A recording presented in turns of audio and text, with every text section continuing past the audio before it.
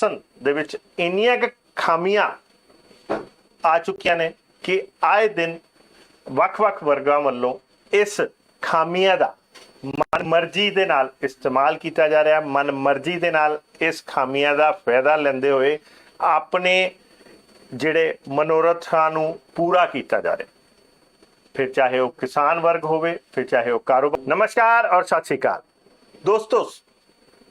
ਦੇਸ਼ ਦੇ ਵਿੱਚ ਸਿਸਟਮ ਪ੍ਰਸ਼ਾਸਨ ਦੇ ਵਿੱਚ ਇੰਨੀਆਂ ਕੁ ਖਾਮੀਆਂ ਆ ਚੁੱਕੀਆਂ ਨੇ ਕਿ ਆਏ ਦਿਨ ਵੱਖ-ਵੱਖ ਵਰਗਾਂ ਵੱਲੋਂ ਇਸ ਖਾਮੀਆਂ ਦਾ ਮਨ ਮਰਜ਼ੀ ਦੇ ਨਾਲ ਇਸਤੇਮਾਲ ਕੀਤਾ ਜਾ ਰਿਹਾ, ਮਨ ਮਰਜ਼ੀ ਦੇ ਨਾਲ ਇਸ ਖਾਮੀਆਂ ਦਾ ਫਾਇਦਾ ਲੈਂਦੇ ਹੋਏ ਆਪਣੇ ਜਿਹੜੇ ਮਨੋਰਥਾਂ ਨੂੰ ਪੂਰਾ ਕੀਤਾ ਜਾ ਰਿਹਾ, ਫਿਰ ਚਾਹੇ ਉਹ ਕਿਸਾਨ ਵਰਗ ਹੋਵੇ, ਫਿਰ ਚਾਹੇ ਉਹ ਕਾਰੋਬਾਰੀ ਵਰਗ ਹੋਵੇ, ਕੋਈ ਵੀ ਘੱਟ ਨਹੀਂ ਨਜ਼ਰ ਆ ਰਿਹਾ। ਤਾਜ਼ਾ ਮਾਮਲਾ ਜਿਹੜਾ ਹੈਗਾ ਉਹ ਹੈ ਸਹਾਰਾ ਇੰਡੀਆ ਨੂੰ ਲੈ ਕੇ। ਸਹਾਰਾ ਇੰਡੀਆ ਵੱਲੋਂ ਦੇਸ਼ ਦੀ ਜਨਤਾ ਦੇ ਨਾਲ, ਦੇਸ਼ ਦੇ ਆਮ ਭੋਲੀ ਭਾਲੀ ਜਨਤਾ ਦੇ ਨਾਲ ਕਿੱਦਾਂ ਉਹਨਾਂ ਨੂੰ ਸੁਪਨੇ ਦਿਖਾਏ ਗਏ, ਉਹਨਾਂ ਤੋਂ ਪੈਸੇ ਲੈ ਕੇ ਉਹਨਾਂ ਦੇ ਪੈਸਿਆਂ ਨੂੰ ਕਈ ਗੁਣਾ ਕਰਨ ਦੇ ਜਿਹੜੇ ਕਿੱਸੇ ਹੈ ਉਹ ਆਏ ਦਿਨ ਅਸੀਂ ਸੁਣਦੇ ਰਹੇ ਹਾਂ। ਪਰ ਇਸ ਮਾਮਲੇ ਦੇ ਵਿੱਚ ਉਹ ਪਰਿਵਾਰਾਂ ਦਾ ਕੀ ਜਿਨ੍ਹਾਂ ਨੇ ਇਹ ਭੁਗਤਿਆ, ਅਸੀਂ ਤਾਂ ਬਾਹਰੋਂ ਗੱਲਾਂ ਕਰ ਸਕਦੇ ਨੇ। ਇਹੋ ਜਿਹਾ ਇੱਕ ਪਰਿਵਾਰ ਦਾ ਦਰਦ ਦੱਸਣ ਲਈ ਸਾਡੇ ਨਾਲ ਪਹੁੰਚੇ ਨੇ ਵਿਕਰਾਂਤ ਸ਼ਰਮਾ, ਜਿਹੜੇ ਕਿ ਐਕਸ ਆਰਮੀ ਆਫਿਸਰ ਦੇ ਬੇਟੇ ਨੇ। ਸੋ ਇਹ ਦੱਸਣਗੇ ਕਿ ਕੀ ਇਹਨਾਂ ਦੇ ਨਾਲ ਹੋਇਆ, ਕਿੱਦਾਂ ਕੀ ਕੁਛ ਹੋਇਆ, ਔਰ ਇੱਕ ਐਕਸ ਆਰਮੀ ਆਫਿਸਰ ਜਿਨ੍ਹਾਂ ਨੇ ਆਪਣੇ ਸੁਨਹਿਰੀ ਭਵਿੱਖ ਲਈ ਪੈਸੇ ਜਮ੍ਹਾਂ ਕੀਤੇ, ਆਪਣੇ ਜਿਹੜੇ ਸੀਨੀਅਰ ਸਿਟੀਜ਼ਨ ਦੇ ਦੌਰਾਨ ਆਪਣੇ ਖਰਚਿਆਂ ਲਈ, ਆਪਣੇ ਇਫ ਐਂਡ ਬਟਸ ਨੂੰ ਪੂਰਾ ਕਰਨ ਲਈ, ਆਪਣੇ ਸਨਮਾਨ ਨੂੰ ਬਚਾਏ ਰੱਖਣ ਲਈ ਜਿਹੜਾ ਪੈਸਾ ਜਮ੍ਹਾਂ ਕੀਤਾ, ਉਹ ਪੈਸੇ ਨੂੰ ਲੈਣ ਲਈ ਹੀ ਉਹ ਕਿੱਦਾਂ ਮਤਲਬ ਉਹਨਾਂ ਦੇ ਨਾਲ ਕੀ ਕੁਛ ਹੋਇਆ, ਇਹ ਸਭ ਉਹਨਾਂ ਦੇ ਬੇਟੇ ਵਿਕਰਾਂਤ ਸ਼ਰਮਾ ਅੱਜ ਸਾਡੇ ਨਾਲ ਸਾਂਝਾ ਕਰਨ ਪਹੁੰਚੇ ਨੇ। ਸੋ ਗੱਲਬਾਤ ਕਰਦੇ ਹਾਂ। ਸਰ ਨਮਸਕਾਰ। नमस्कार सर। संजीव जी, तो थोड़ा बहुत बहुत शुक्रिया सर। जी सर, मेरा नाम विक्रांत शर्मा है। मेरे पिताजी का नाम late Shri Baldev Kishan Sharma, ex serviceman जी।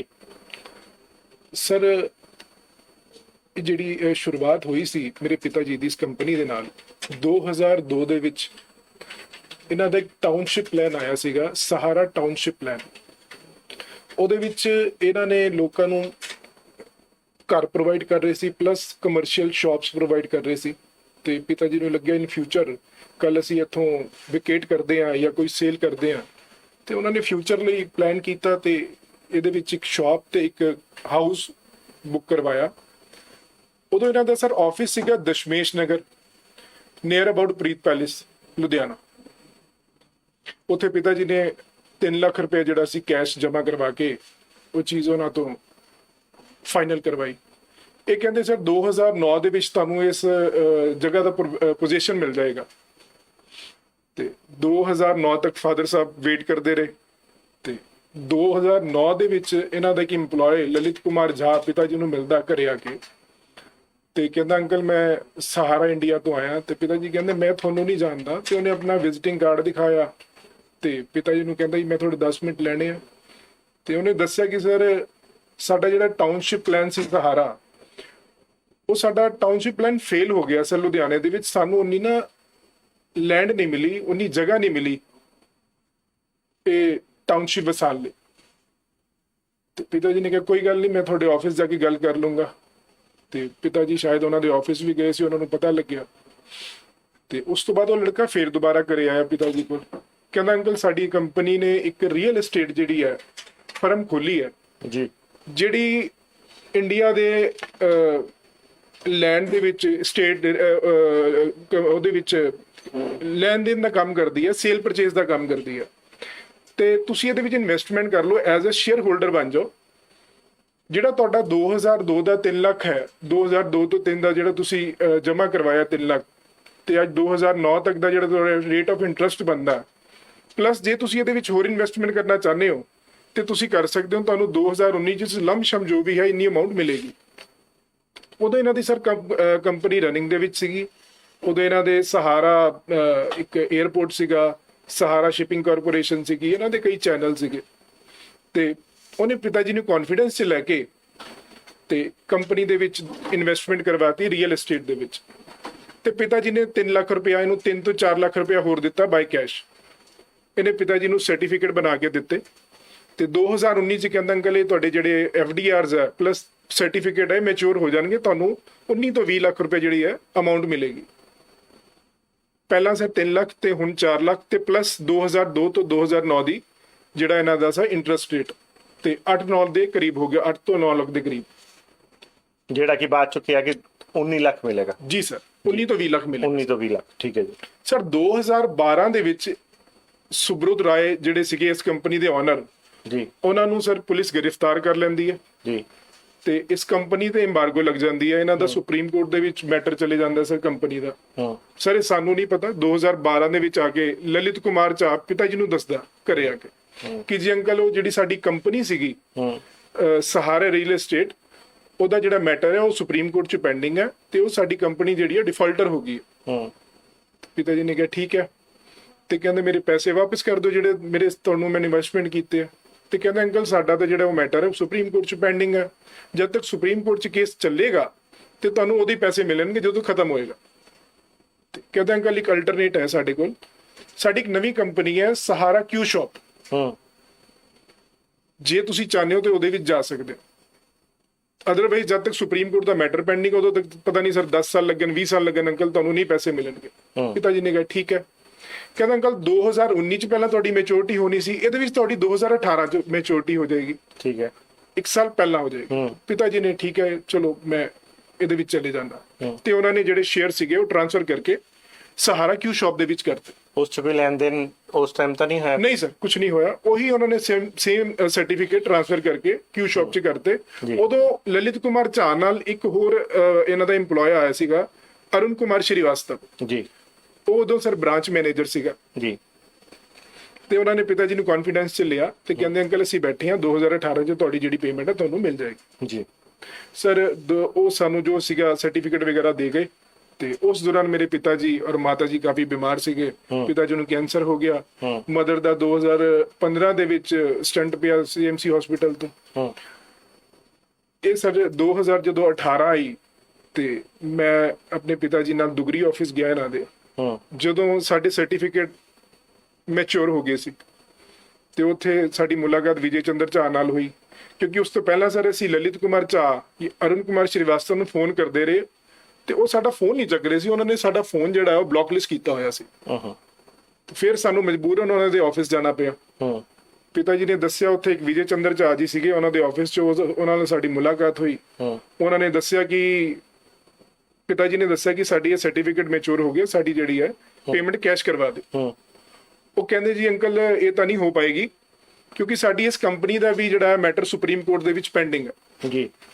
ਤੇ ਪਿਤਾ ਜੀ ਕਹਿੰਦੇ ਤੁਹਾਡੇ ਜਿਹੜੇ ਉਹ ਪਹਿਲਾਂ ਜਿਹੜੇ ਲੱਗੇ ਆਏ ਸੀਗੇ ਜਿਹੜੇ ਕੰਪਨੀ ਦੇ EMPLOYE ਲਲਿਤ ਕੁਮਾਰ ਝਾ ਤੇ ਅਰੁਣ ਕੁਮਾਰ ਸ਼੍ਰੀਵਾਸਤਵ, ਉਹ ਨਾ ਤੇ ਫੋਨ ਚੱਕ ਰਹੇ ਨਾ ਤੇ ਮਿਲ ਰਹੇ ਆ।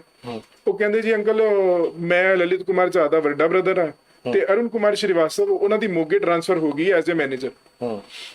ਤੇ ਪਿਤਾ ਜੀ ਨੂੰ ਕਹਿੰਦੇ ਜੀ ਅੰਕਲ ਇਹ ਤਾਂ ਹੁਣ ਤੁਹਾਡਾ ਪੋਸੀਬਲ ਨਹੀਂ ਹੈ ਪੇਮੈਂਟ ਮਿਲਣੀ, ਤੇ ਇੱਕ ਮੇਰੇ ਕੋਲ ਹੈ ਇਹਦਾ ਅਲਟਰਨੇਟ ਕਿ ਤੁਸੀਂ ਇੱਕ ਸਾਡੀ ਨਵੀਂ ਕੰਪਨੀ ਆਈ ਹੈ ਹਮਾਰਾ ਇੰਡੀਆ ਕ੍ਰੈਡਿਟ ਕੋਆਪਰੇਟਿਵ ਸੁਸਾਇਟੀ, ਜਿਹਦਾ ਸੁਪਰੀਮ ਕੋਰਟ ਨਾਲ ਕੋਈ ਲੈਣਾ ਦੇਣਾ ਨਹੀਂ ਹੈ। ਇਹਦੀ ਤੁਹਾਨੂੰ ਪੇਮੈਂਟ 2020 ਦੇ ਵਿੱਚ ਮਿਲ ਜਾਏਗੀ, ਜਿਹੜਾ ਤੁਹਾਡਾ ਪਲੱਸ ਰੇਟ ਆਫ ਇੰਟਰਸਟ ਹੈ ਜਿਹੜੇ ਤੁਹਾਡੇ ਸਰਟੀਫਿਕੇਟ ਦਾ FDR ਦਾ, ਤੇ ਉਦੋਂ ਤੁਹਾਨੂੰ 22 ਲੱਖ ਰੁਪਏ ਮਿਲ ਜਾਏਗਾ। ਤੇ ਪਿਤਾ ਜੀ ਕਹਿੰਦੇ ਦੇਖੋ ਬੇਟੇ ਮੈਂ ਹੈਗਾ ਕੈਂਸਰ ਪੇਸ਼ੈਂਟ, ਮੇਰੀ ਵਾਈਫ ਵੀ ਬਹੁਤ ਬਿਮਾਰ ਹੈ ਔਰ ਮੈਂ ਆਪਣੇ ਫਿਊਚਰ ਲਈ ਪਲਾਨ ਕੀਤਾ ਸੀ, ਤੁਸੀਂ ਮੇਰੇ ਪੈਸੇ ਮੈਨੂੰ ਵਾਪਸ ਕਰ ਦਿਓ। ਤੇ ਕਹਿੰਦਾ ਅੰਕਲ ਉਹ ਤਾਂ ਨਹੀਂ ਪੋਸੀਬਲ, ਤੁਹਾਨੂੰ ਤੁਹਾਡੇ ਪੈਸੇ ਨਹੀਂ ਮਿਲ ਸਕਦੇ ਕਿਉਂਕਿ ਸੁਪਰੀਮ ਕੋਰਟ 'ਚ ਇਸ ਕੰਪਨੀ ਦਾ ਮੈਟਰ ਪੈਂਡਿੰਗ ਹੈ। ਤੇ ਸਰ ਕੋਈ ਹੋਰ ਤਿੰਨ ਕੰਪਨੀਆਂ ਹੋ ਚੁੱਕੀਆਂ ਤੇ ਹੁਣ ਚੌਥੀ ਕੰਪਨੀ ਹਮਾਰਾ ਇੰਡੀਆ ਕ੍ਰੈਡਿਟ ਕੋਆਪਰੇਟਿਵ ਸੁਸਾਇਟੀ ਜੀ ਲਿਮਿਟਿਡ। ਤੇ ਸਰ ਸਾਨੂੰ ਉਹਦੇ ਬਾਰੇ ਇਹਨਾਂ ਬਾਰੇ ਕੁਝ ਪਤਾ ਹੀ ਨਹੀਂ ਸੀਗਾ ਕਿ ਕੀ ਕੰਪਨੀ ਦੇ ਰੂਲਸ ਨੇ, ਕੀ ਇਹਨਾਂ ਦੇ ਵਿੱਚ ਚੱਲ ਰਿਹਾ। ਤੇ ਸਰ ਸਾਨੂੰ ਦੁਬਾਰਾ ਉਹਦੇ ਵਿੱਚ ਜਾਣਾ ਪਿਆ। ਮਤਲਬ ਹੋਰ ਕੋਈ ਆਲਟਰਨੇਟਿਵ ਨਹੀਂ ਸਰ, ਸਾਡੇ ਕੋਲ ਕੋਈ ਸੀਗਾ ਹੀ ਨਹੀਂ ਨਾ, ਸਾਨੂੰ ਕੰਪਨੀ ਦੀ ਇੰਨੀ ਨੌਲੇਜ ਸੀਗੀ। ਇਹਨਾਂ ਸਰ ਇੱਕ EMPLOYE ਸਾਨੂੰ ਲੈ ਰਿਹਾ, ਇੱਕ ਫੌਜੀ ਨੂੰ ਦੱਸ ਰਿਹਾ ਤੇ ਸਾਨੂੰ ਲੱਗੇ ਕਿ ਇਹਦਾ ਸੱਚ ਬੋਲ ਰਿਹਾ ਹੋਵੇ। ਬਿਲਕੁਲ ਠੀਕ ਹੈ। ਔਰ ਸਰ ਉਹਨਾਂ ਨੇ ਸਾਨੂੰ ਉਹ ਕੰਪਨੀ ਜੁਆਇਨ ਕਰਵਾਤੀ ਹਮਾਰਾ ਇੰਡੀਆ ਕ੍ਰੈਡਿਟ ਕੋਆਪਰੇਟਿਵ ਸੁਸਾਇਟੀ ਜੀ, ਜਿਹਦੀ ਸਰ ਮੈਚੁਰਿਟੀ ਸੀ 2020 ਦੇ ਵਿੱਚ ਜੀ। ਸਰ 2020 ਤੋਂ ਦੇ ਦੌਰਾਨ ਸਰ ਲੋਕਡਾਊਨ ਲੱਗ ਗਿਆ ਸੀ ਪੂਰੇ ਦੇਸ਼ ਦੇ ਵਿੱਚ, ਤੁਹਾਨੂੰ ਪਤਾ ਹੈ ਕਰੋਨਾ ਵਾਇਰਸ ਆ ਗਿਆ ਸੀ ਸਰ। ਉਸ ਦੌਰਾਨ ਮੇਰੇ ਪਿਤਾ ਜੀ ਦਾ ਸੀਐਮਸੀ ਦੇ ਵਿੱਚ ਆਪਰੇਸ਼ਨ ਹੋਇਆ ਸੀ ਕੈਂਸਰ ਦਾ। ਪਿਤਾ ਜੀ ਨੂੰ ਕੈਥੇਟਰ ਲੱਗ ਗਈ ਸੀ ਤੇ ਯੂਰਿਨ ਬੈਗ ਲੱਗ ਗਿਆ ਸੀਗਾ ਪਰਮਾਨੈਂਟ। ਤੇ ਉਸ ਦੌਰਾਨ ਸਰ ਸਾਡੀ ਮੈਚੁਰਿਟੀ ਹੋ ਗਈ ਸੀ ਸਰਟੀਫਿਕੇਟ, ਤੇ ਮੈਂ ਇਹਨਾਂ ਦੇ ਆਫਿਸ ਗਿਆ। ਸਰ ਮੈਂ ਇੱਕ ਚੀਜ਼ ਦੱਸਣਾ ਚਾਹਾਂਗਾ, ਜਦੋਂ ਅਸੀਂ ਇਹ ਕੰਪਨੀ ਦੁਬਾਰਾ ਜੁਆਇਨ ਕੀਤੀ ਹਮਾਰਾ ਇੰਡੀਆ ਕ੍ਰੈਡਿਟ ਕੋਆਪਰੇਟਿਵ ਸੁਸਾਇਟੀ, ਉਦੋਂ ਸਰ ਇਹਨਾਂ ਦਾ ਦੁਗਰੀ ਤੋਂ ਪਾਪਾ ਮੇਰੇ ਫਾਦਰ ਨੇ ਆਪਣੇ ਅਕਾਊਂਟ ਟ੍ਰਾਂਸਫਰ ਕਰਵਾ ਕੇ ਕੈਲਾਸ਼ ਨਗਰ ਚੌਂਕ 'ਚ ਕਰਵਾ ਲਏ ਸੀ। ਇਹਨਾਂ ਦਾ ਜਿਹੜਾ ਇੱਕ ਬ੍ਰਾਂਚ ਆਫਿਸ ਹੈ ਸਿਵਲ ਲਾਈਨਸ ਦੇ ਵਿੱਚ ਜੀ, ਉਹ ਸਰ ਸਾਡੇ ਘਰ ਦੇ ਨਜ਼ਦੀਕ ਹੈ। ਹਾਂ ਤੇ ਪਿਤਾ ਜੀ ਨੇ ਕਿਹਾ ਕਿ ਅਸੀਂ ਬਜ਼ੁਰਗ ਹਾਂ, ਸਾਡੇ ਘਰ ਦੇ ਨਜ਼ਦੀਕ ਹੋਏਗਾ ਤੇ ਸਾਨੂੰ ਆਉਣ ਜਾਣ 'ਚ ਦਿੱਕਤ ਨਹੀਂ ਹੋਏਗੀ, ਤੇ ਸਰ ਸਾਰੇ ਅਕਾਊਂਟ ਉੱਥੇ ਟ੍ਰਾਂਸਫਰ ਕਰਵਾ ਲਏ ਜੀ ਉਦੋਂ। ਉੱਥੇ ਸਰ ਮੈਡਮ ਜਿਹੜੀ ਸੀਗੀ ਬ੍ਰਾਂਚ ਮੈਨੇਜਰ ਸ਼ੀਲਾ ਸ਼ੁਕਲਾ ਸੀਗੀ। ਜੀ ਤੇ ਸਰ ਅਸੀਂ ਤੇ ਬ੍ਰਾਂਚ ਆਫਿਸ ਗਏ ਇਹਨਾਂ ਦੇ ਕੈਲਾਸ਼ ਨਗਰ, ਮੈਂ ਤੇ ਪਿਤਾ ਜੀ। ਤੇ ਉੱਥੇ ਸਰ ਮੈਂ ਇਹਨਾਂ ਨੂੰ ਦਿਖਾਇਆ, ਇਹਨਾਂ ਦੀ ਕੰਪਿਊਟਰ ਤੇ ਮੈਡਮ ਸੀਗੀ। ਮੈਂ ਕਿਹਾ ਮੈਡਮ ਜੀ ਏਦਾਂ ਏਦਾਂ ਹੈ ਜੀ, ਸਾਡੇ ਮੈਚੁਰ ਹੋ ਗਏ, ਕੈਸ਼ ਕਰਵਾ ਦਿਓ। ਤੇ ਮੈਡਮ ਨੇ ਕੰਪਿਊਟਰ 'ਚ ਦੇਖਿਆ ਕਿ ਸਰ ਤੁਹਾਡੇ ਅਕਾਊਂਟ ਨੇ ਇੱਥੋਂ ਟ੍ਰਾਂਸਫਰ ਹੋ ਕੇ ਮੁੱਲਾਪੁਰ ਚਲੇ ਗਏ ਨੇ ਜੀ। ਮੈਂ ਕਿਹਾ ਮੈਡਮ ਤੁਸੀਂ ਇੱਕ ਵਾਰ ਚੰਗੀ ਤਰ੍ਹਾਂ ਦੇਖਿਓ ਜਰਾ, ਸਾਡੇ ਇੱਧਰ ਹੀ ਅਕਾਊਂਟ ਨੇ। ਕਹਿੰਦੀ ਨਹੀਂ ਸਰ, ਦਸੰਬਰ 'ਚ ਨਾ 2019 ਦਸੰਬਰ ਦੇ ਵਿੱਚ ਤੁਹਾਡੇ ਅਕਾਊਂਟ ਜਿਹੜੇ ਆ ਮੁੱਲਾਪੁਰ ਟ੍ਰਾਂਸਫਰ ਹੋ ਗਏ ਨੇ। ਹਾਂ ਮੈਂ ਕਿਹਾ ਤੁਸੀਂ ਆਪਣੇ ਬ੍ਰਾਂਚ ਮੈਨੇਜਰ ਨਾਲ ਮੇਰੀ ਗੱਲ ਕਰਵਾਓ। ਕਹਿੰਦੇ ਅੱਜ ਛੁੱਟੀ ਤੇ ਨੇ, ਤੁਸੀਂ 2 ਦਿਨ ਬਾਅਦ ਆਇਓ। ਸਰ ਮੈਂ ਉਸ ਤੋਂ ਬਾਅਦ ਵਿਜੇ ਚੰਦਰ ਝਾ ਨੂੰ ਫੋਨ ਕੀਤਾ, ਜਿਨ੍ਹਾਂ ਨੇ ਕੀਤਾ ਸੀਗਾ ਸਾਡੇ। ਉਹ ਸਰ ਫੋਨ ਨਹੀਂ ਚੱਕ ਰਹੇ ਸੀ ਸਾਡਾ। ਉਸ ਤੋਂ ਬਾਅਦ ਉਹਨੇ ਨੰਬਰ ਸਵਿਚ ਆਫ ਕਰਤਾ। 2 ਦਿਨ ਬਾਅਦ ਸਰ ਮੈਂ ਸ਼ੀਲਾ ਸ਼ੁਕਲਾ ਜੀ ਨੂੰ ਮਿਲਿਆ, ਬਟ ਉਹਨਾਂ ਦਾ ਜਿਹੜਾ ਬਿਹੇਵੀਅਰ ਸੀ ਬਹੁਤ ਰੂਡ ਸੀ ਸਰ। ਤੇ ਮੈਂ ਕਿਹਾ ਮੈਡਮ ਤੁਸੀਂ ਪਲੀਜ਼ ਰੂਡ ਨਾ ਬੋਲੋ, ਮੇਰੇ ਪਿਤਾ ਜੀ ਬਿਮਾਰ ਨੇ, ਥੱਲੇ ਬੈਠੇ ਨੇ ਗੱਡੀ 'ਚ, ਉੱਪਰ ਨਹੀਂ ਆ ਸਕਦੇ, ਸਟੇਅਰਸ ਨਹੀਂ ਚੜ ਸਕਦੇ, ਉਹਨਾਂ ਨੂੰ ਯੂਰਿਨ ਬੈਗ ਲੱਗਿਆ। ਤੇ ਕਹਿੰਦੀ ਸਰ ਇਹ ਸਾਡੀ ਕੰਪਨੀ ਦੀ ਪਾਲਿਸੀ ਹੈ ਕਿ ਕੋਈ ਵੀ ਏਜੰਟ ਜਿੱਥੇ ਉਹਦੀ ਟ੍ਰਾਂਸਫਰ ਹੁੰਦੀ ਹੈ ਉਹ ਆਪਣੇ ਅਕਾਊਂਟ ਨਾਲ ਲੈ ਜਾਂਦਾ। ਮੈਂ ਕਿਹਾ ਮੈਡਮ ਜੀ ਤੁਹਾਡੀ ਕੰਪਨੀ ਦੀ ਪਾਲਿਸੀ ਹੈ, ਮੈਨੂੰ ਹਾਰਡ ਕਾਪੀ ਦੇ ਦਿਓ ਉਹਦੀ। ਤੇ ਉਹਨੇ ਕੋਈ ਸਰ ਉਹਦਾ ਜਵਾਬ ਨਹੀਂ ਦਿੱਤਾ। ਕਹਿੰਦੀ ਸਰ ਉਹ ਨਹੀਂ ਤੁਹਾਨੂੰ ਉਹ ਤੁਹਾਨੂੰ ਦੇ ਨਹੀਂ ਸਕਦੇ। ਮੈਂ ਕਿਹਾ ਠੀਕ ਹੈ ਜੀ। ਤੇ ਮੈਂ ਸਰ ਇਹਨਾਂ ਦੇ ਆਫਿਸ ਚੋਂ ਨਿਕਲਿਆ ਤੇ ਮੈਂ ਪਿਤਾ ਜੀ ਨਾਲ ਗੱਲ ਕੀਤੀ ਏਦਾਂ। ਤੇ ਪਿਤਾ ਜੀ ਕਹਿੰਦੇ ਕਿ ਤੂੰ ਇਹ ਕਹਿ ਕੇ ਬੇਟੇ ਕਿ ਤੁਹਾਡੀ ਕੰਪਨੀ ਤੇ ਇੱਕੋ ਹੀ ਆ, ਚਾਹੇ ਤੁਹਾਡਾ ਮੁੱਲਾਪੁਰ 'ਚ ਆਫਿਸ ਹੈ ਤਾਂ ਭਾਵੇਂ ਤੁਹਾਡਾ ਕੈਲਾਸ਼ ਦੇ ਵਿੱਚ ਆਫਿਸ ਹੈ। ਬਿਲਕੁਲ ਠੀਕ ਹੈ। ਮੈਂ ਕਿਹਾ ਪੇਮੈਂਟ ਤਾਂ ਇੱਥੋਂ ਵੀ ਰਿਲੀਜ਼ ਹੋ ਸਕਦੀ ਹੈ। ਤੇ ਸਰ ਉਹਨੇ ਸੇਮ ਉਹੀ ਚੀਜ਼ ਦੁਬਾਰਾ ਉਹਨੇ ਵੀ ਸ਼ੁਰੂ ਕਰਤੀ, ਸ਼ੀਲਾ ਸ਼ੁਕਲਾ ਜੀ ਨੇ, ਕਿ ਵਿਕਰਾਂਤ ਜੀ ਸਾਡੀ ਇਸ ਕੰਪਨੀ ਦਾ ਵੀ ਸੁਪਰੀਮ ਕੋਰਟ 'ਚ ਮੈਟਰ ਪੈਂਡਿੰਗ ਹੈ, ਸਾਡਾ ਜਿਹੜਾ ਸਾਰਾ ਪੈਸਾ ਹੈ ਉਹ ਸੈਬੀ ਕੋਲ ਜਮ੍ਹਾਂ ਹੈ। ਤੇ ਜਦੋਂ ਸਾਡਾ ਸੁਪਰੀਮ ਕੋਰਟ ਦਾ ਮੈਟਰ ਖਤਮ ਹੋਏਗਾ, ਸਾਨੂੰ ਜਦੋਂ ਸੈਬੀ ਪੈਸੇ ਦੇਗੀ ਉਦੋਂ ਤੁਹਾਡੇ ਪੈਸੇ ਜਿਹੜੇ ਆ ਤੁਹਾਨੂੰ ਰਿਲੀਜ਼ ਹੋਣਗੇ। ਪਿਤਾ ਜੀ ਕੋਲ ਸਾਰੀ ਗੱਲ ਦੱਸੀ ਤੇ ਪਿਤਾ ਜੀ ਨੇ ਸਰ ਇੱਕ ਲੈਟਰ ਜਿਹੜੀ ਸੀ ਟਾਈਪ ਕਰਵਾ ਕੇ ਇੱਕ ਸੀਐਮ ਸਾਹਿਬ ਨੂੰ ਮੇਲ ਕੀਤੀ, ਇੱਕ ਪੀਐਮ ਸਾਹਿਬ ਨੂੰ ਰਜਿਸਟਰੀ ਕੀਤੀ ਤੇ ਇੱਕ ਸੀਪੀ ਸਾਹਿਬ ਨੂੰ ਜਿਹੜੀ ਹੈ ਬਾਈ ਹੈਂਡ ਦੇ ਕੇ ਜੀ। ਉਦੋਂ ਸਰ ਕਰੋਨਾ ਦੇ ਦਿਨ ਸੀਗੇ, ਬਾਈ ਹੈਂਡ ਨਹੀਂ ਦਿੱਤੀ, ਉਹਨਾਂ ਦਾ ਉਧਰ ਬਾਕਸ ਹੁੰਦਾ ਸੀ ਉੱਥੇ ਪਾਇਆ ਜੀ। ਸਰ ਜਿਹੜੀ ਸੀਐਮ ਸਾਹਿਬ ਨੂੰ ਭੇਜੀ ਸੀ ਉਸ ਮੇਲ ਦਾ ਰਿਵਰਟ ਬੈਕ ਸਾਨੂੰ ਨੈਕਸਟ ਡੇ ਆ ਗਿਆ ਸੀ, ਜੋ ਕਿ ਹੋਮ ਸੈਕਟਰੀ ਤੋਂ ਮਾਰਕ ਹੋ ਕੇ ਡੀਜੀਪੀ ਸਾਹਿਬ ਨੂੰ, ਡੀਜੀਪੀ ਸਾਹਿਬ ਤੋਂ ਮਾਰਕ ਹੋ ਕੇ ਸੀਪੀ ਸਾਹਿਬ ਕੋਲ ਆਈ ਸੀ। ਸਰ ਉਹ ਸੀਪੀ ਸਾਹਿਬ ਤੋਂ ਮਾਰਕ ਹੋ ਕੇ ਈਓ ਵਿੰਗ ਚਲੇਗੀ ਜੀ। ਈਓ ਵਿੰਗ ਦੇ ਵਿੱਚ ਉੱਥੇ ਧਰਮਪਾਲ ਸੀਗੇ ਆਈਓ ਇਨਵੈਸਟੀਗੇਸ਼ਨ ਆਫੀਸਰ ਜੀ। ਉਹਨਾਂ ਨੇ ਸਰ ਇਸ ਕੇਸ ਨੂੰ ਲੀਡ ਕੀਤਾ, ਸਾਰੀ ਪਾਰਟੀਆਂ ਨੂੰ ਬੁਲਾਇਆ, ਪਿਤਾ ਜੀ ਨੂੰ ਬੁਲਾਇਆ ਤੇ ਪਿਤਾ ਜੀ ਨੂੰ ਦੇਖ ਕੇ ਉਹਨਾਂ ਨੇ ਕਿਹਾ ਬਾਊ ਜੀ ਤੁਸੀਂ ਅੱਜ ਤੋਂ ਬਾਅਦ ਇੱਥੇ ਨਹੀਂ ਆਣਾ, ਤੁਹਾਡਾ ਬੇਟਾ ਹੀ ਆਏਗਾ, ਜਿੱਦਾਂ ਤੁਹਾਡੀ ਹਾਲਤ ਹੈ ਤੁਸੀਂ ਇੱਧਰ ਨਾ ਤੇ ਸਟੇਟ ਚੜ ਸਕਦੇ ਹੋ ਨਾ ਇੱਥੇ ਆ ਸਕਦੇ ਹੋ। ਤੇ ਸਰ ਉਸ ਤੋਂ ਬਾਅਦ ਨੈਕਸਟ ਡੇਟ ਤੇ ਮੈਂ ਸੀਗਾ, ਮੇਰੇ ਨਾਲ 1-2 ਹੋਰ ਸੀਗੇ ਮੇਰੇ ਫਰੈਂਡ ਸੀਗੇ, ਤੇ ਉਹਨਾਂ ਨੇ ਬਿਠਾ ਕੇ ਸਾਰੀ ਗੱਲ ਕੀਤੀ। ਤੇ ਇਹਨਾਂ ਦਾ ਸਰ ਇੱਕ ਉਦੋਂ 2 ਪਰਸਨ ਹੋਰ ਐਡ ਹੋਏ ਸੀ, ਉਹਦੇ ਵਿੱਚ ਸ਼ਸ਼ੀ ਭੂਸ਼ਣ ਤੇ ਇੱਕ ਇਹਨਾਂ ਦਾ ਜਿਹੜਾ ਪੰਜਾਬ ਹੈਡ ਹੈ ਅਨਿਲ ਕੁਮਾਰ ਸ਼੍ਰੀਵਾਸਤਵ, ਉਹ ਉਦੋਂ ਮੌਜੂਦ ਸੀਗੇ। ਉਹਨਾਂ ਨੇ ਕਿਹਾ ਸਰ ਸਾਨੂੰ 2 ਦਿਨ ਦਾ ਟਾਈਮ ਦਿਓ, ਅਸੀਂ 2 ਦਿਨ ਬਾਅਦ ਤੁਹਾਨੂੰ ਦੱਸਦੇ। ਔਰ 2 ਦਿਨ ਬਾਅਦ ਸਰ ਸਾਡੀ ਮੀਟਿੰਗ ਹੋਈ ਈਓ ਵਿੰਗ ਦੇ ਵਿੱਚ। ਉਦੋਂ ਉਹਨਾਂ ਨੇ ਇਸ ਚੀਜ਼ ਨੂੰ ਮੰਨਿਆ ਕਿ ਅਸੀਂ ਤੁਹਾਡੇ ਦੇਣਦਾਰ ਹਾਂ ਜੀ ਤੇ ਤੁਹਾਡੇ ਪਿਤਾ ਜੀ ਦੀ ਹਾਲਤ ਬਹੁਤ ਖਰਾਬ ਹੈ ਜੀ, ਤੇ ਅਸੀਂ ਜਿਹੜੀ ਤੁਹਾਡੀ ਪੇਮੈਂਟ ਹੈ ਜੀ 2020 ਤੱਕ ਜਿਹੜੀ ਹੈ ਦਸੰਬਰ ਤੱਕ ਪੂਰੀ ਦੇ ਦਿਆਂਗੇ ਜੀ, ਤੇ ਉਹ ਤੁਹਾਨੂੰ ਪਾਰਟ ਦੇ ਵਿੱਚ ਦਵਾਂਗੇ। ਸਰ ਇਹ ਉਹਦੀ ਜਿਹੜੀ ਈਓ ਵਿੰਗ ਚ ਉਹਨਾਂ ਦੀ ਸਟੇਟਮੈਂਟ ਸੀਗੀ ਜੀ, ਇਹ ਉਹਨਾਂ ਦੀ ਸਟੇਟਮੈਂਟ ਜਿਹੜੀ ਉਹਨਾਂ ਨੇ ਈਓ ਵਿੰਗ ਦੇ ਵਿੱਚ ਦਿੱਤੀ ਸੀ। ਠੀਕ ਹੈ ਜੀ। ਤੇ ਕਾਪੀ ਤੁਸੀਂ ਈਓ ਵਿੰਗ ਤੋਂ ਲਿੱਤੀ ਜੀ? ਨਹੀਂ ਸਰ, ਜਿੱਦਣ ਸਰ ਉਹਨਾਂ ਨੇ ਸਟੇਟਮੈਂਟ ਦਿੱਤੀ ਸੀਗੀ ਸਰ, ਉਦੋਂ ਉਹਨਾਂ ਨੇ ਸਾਰਿਆਂ ਨੂੰ ਇੱਕ ਕਾਪੀ ਪ੍ਰੋਵਾਈਡ ਕਰਵਾਈ ਸੀ, ਕਿਉਂਕਿ ਸਰ ਮੈਨੂੰ ਇਹਨਾਂ ਤੇ ਕੋਈ ਯਕੀਨ ਨਹੀਂ ਸੀਗਾ ਕਿ ਜੀ ਇਹ ਦੇਣਗੇ ਪੇਮੈਂਟ। ਤੇ ਉਹ ਕਹਿੰਦੇ ਜੀ ਵਿਕਰਾਂਤ ਜੀ ਤੁਸੀਂ ਕਾਪੀ ਰੱਖ ਲਓ, ਇੱਕ ਇਹਨਾਂ ਨੂੰ ਦੇਤੀ, ਇੱਕ ਮੈਨੂੰ ਦੇਤੀ ਤੇ ਇੱਕ ਉਹਨਾਂ ਨੇ ਆਪਣੇ ਕੋਲ ਰੱਖੀ ਸੀ। ਇਹ ਉਹਨਾਂ ਕੋਲ ਓਰੀਜਨਲ ਤੇ ਹੈ ਹੀ ਹੈ ਸਰ। ਠੀਕ ਹੈ ਸਰ ਉਸ ਤੋਂ ਬਾਅਦ ਇਹਨਾਂ ਨੇ ਪੇਮੈਂਟ ਦਿੱਤੀ, ਪਾਰਟ ਦੇ ਵਿੱਚ ਕਰਕੇ ਦਿੱਤੀ। ਪਹਿਲਾਂ ਇਹਨਾਂ ਨੇ 3 ਲੱਖ ਦਾ ਚੈੱਕ ਦਿੱਤਾ, ਫਿਰ ਕਦੇ 2 ਲੱਖ ਦਾ ਦਿੱਤਾ, ਕਦੇ 1 ਲੱਖ ਦਾ ਦਿੱਤਾ, ਕਰਦੇ ਕਰਦੇ ਸਰ ਦਸੰਬਰ ਤੱਕ ਇਹਨਾਂ ਨੇ ਸਾਨੂੰ 11,97,000 ਸਮਥਿੰਗ ਜਿਹੜੇ ਹੈ ਥਰੂ ਚੈੱਕ ਦਿੱਤੇ। ਠੀਕ ਹੈ ਜੀ। ਕੁਝ ਮੇਰੇ ਮਦਰ ਦੇ ਨਾਮ ਤੇ ਸੀ, ਕੁਝ ਮੇਰੇ ਨਾਮ ਦੇ ਸੀ, ਕੁਝ ਮੇਰੇ ਫਾਦਰ ਦੇ ਨਾਮ ਸੀ, ਔਰ ਸਰ ਸਾਰੇ ਉਹ ਪਾਸ ਵੀ ਹੋਏ। ਹਾਂ ਸਰ ਦਸੰਬਰ ਦੇ ਵਿੱਚ ਮੇਰੇ ਪਿਤਾ ਜੀ ਦੀ ਹਾਲਤ ਥੋੜੀ ਜ਼ਿਆਦਾ ਖਰਾਬ ਹੋ ਰਹੀ ਸੀ, ਤੇ ਬਟ ਮੈਂ ਇਹਨਾਂ ਕੋਲ ਗਿਆ, ਮੈਂ ਕਿਹਾ ਸਰ ਤੁਹਾਡੀ ਜਨਵਰੀ ਆ ਗਈ ਸਰ, ਦਸੰਬਰ ਦੀ ਇਹਨਾਂ ਨੇ 4 ਲੱਖ ਦੀ ਪੇਮੈਂਟ ਦਿੱਤੀ। ਮੈਂ ਕਿਹਾ ਸਰ ਤੁਸੀਂ ਐ ਕਰੋ ਹੁਣ ਫੁੱਲ ਐਂਡ ਫਾਈਨਲ ਕਰ ਦਿਓ, ਦਸੰਬਰ ਨੂੰ 3-4 ਦਿਨ ਹੀ ਰਹਿ ਗਏ ਨੇ ਦਸੰਬਰ ਆਫ ਹੋਣ ਨੂੰ। ਕਹਿੰਦੇ ਵਿਕਰਾਂਤ ਜੀ ਜਨਵਰੀ 'ਚ ਅਸੀਂ ਤੁਹਾਡੀ ਫੁੱਲ ਐਂਡ ਫਾਈਨਲ ਕਰ ਦਿਆਂਗੇ, ਤੁਸੀਂ ਸਾਡੇ ਤੇ ਵਿਸ਼ਵਾਸ ਰੱਖੋ। ਮੈਂ ਕਿਹਾ ਠੀਕ ਹੈ ਸਰ। ਇਹਦੇ ਵਿੱਚ ਤੁਹਾਨੂੰ ਗੱਲ ਦੱਸਣਾ ਚਾਹਾਂਗਾ, ਜਿਹੜੀ ਸਰ ਨੇ ਫਾਦਰ ਸਾਹਿਬ ਨੇ PM ਸਾਹਿਬ ਨੂੰ ਇੱਕ ਲੈਟਰ ਭੇਜੀ ਸੀ ਸਰ, ਉਹ ਮਾਰਕ ਹੋ ਕੇ ਸਾਡੇ ਏਰੀਏ ਦੇ ADCP 3 ਨੂੰ ਮਾਰਕ ਹੋਈ ਸੀ। ਉਹਨਾਂ ਨੇ ਮੈਨੂੰ ਤੇ ਮੇਰੇ ਪਿਤਾ ਜੀ ਨੂੰ ਬੁਲਾਇਆ ਆਫਿਸ, ਤੇ ਉਹਨਾਂ ਨੇ ਪੁੱਛਿਆ ਜੀ ਕਿ ਅੰਕਲ ਕੀ ਹੈ ਤੁਹਾਡੇ, ਕੀ ਕਿੱਦਾਂ ਹੋਇਆ, ਤੇ ਪਿਤਾ ਜੀ ਨੇ ਸਾਰੀ ਗੱਲ ਦੱਸੀ ਕਿ ਜੀ ਸਾਡਾ EO ਵਿੰਗ ਦੇ ਵਿੱਚ ਇਹਨਾਂ ਨੇ ਰਾਜੀਨਾਮਾ ਕੀਤਾ ਕਿ ਇਹ ਦਸੰਬਰ 2020 ਤੱਕ ਜਿਹੜੀ ਆ ਪੇਮੈਂਟ ਫੁੱਲ ਕਰ ਦੇਣਗੇ। ਤੇ ਉਹਨਾਂ ਨੇ ਕਿਹਾ ਅੰਕਲ ਤੁਸੀਂ ਆਪਣੇ ਬਿਆਨ ਦੇ ਦਿਓ।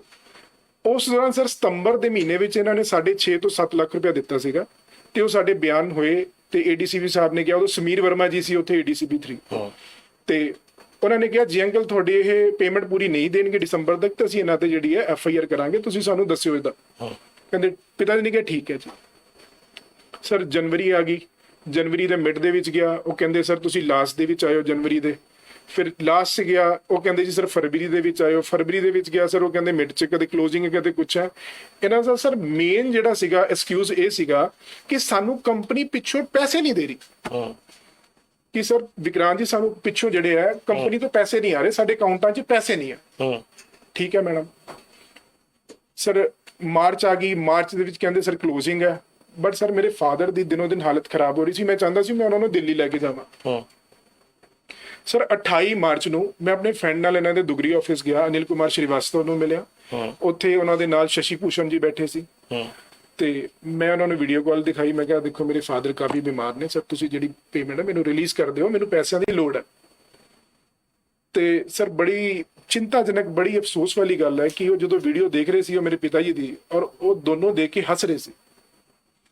ਮੈਂ ਸਰ ਉਸ ਟਾਈਮ ਬੜਾ ਇਮੋਸ਼ਨਲ ਸੀਗਾ, ਬਹੁਤ ਹੀ ਜ਼ਿਆਦਾ ਮੈਂ ਦੁੱਖ ਘੜੀ ਦੇ ਵਿੱਚ ਸੀਗਾ, ਔਰ ਉਸ ਚੀਜ਼ ਨੂੰ ਮੈਂ ਸਰ ਟੋਲਰੇਟ ਕੀਤਾ, ਔਰ ਮੈਂ ਉੱਥੋਂ ਆ ਗਿਆ। ਮੈਨੂੰ ਕਹਿੰਦੇ ਸਰ ਅਗਲੇ ਮਹੀਨੇ ਦੇਖਾਂਗੇ, ਤੇ ਮੈਂ ਕਿਹਾ ਸਰ ਤੁਸੀਂ ਰਿਟਨ ਸਟੇਟਮੈਂਟ ਦਿੱਤੀ ਆ, ਤੇ ਕਹਿੰਦਾ ਇਹਦੇ ਵਿੱਚ ਮੈਂ ਕੀ ਕਰ ਸਕਦਾ, ਰਿਟਨ ਸਟੇਟਮੈਂਟ ਦਿੱਤੀ ਹੈ। ਕਹਿੰਦਾ ਅਸੀਂ ਤਾਂ ਦਿੰਨੇ ਰਹਿੰਦੇ ਰਿਟਨ ਸਟੇਟਮੈਂਟ।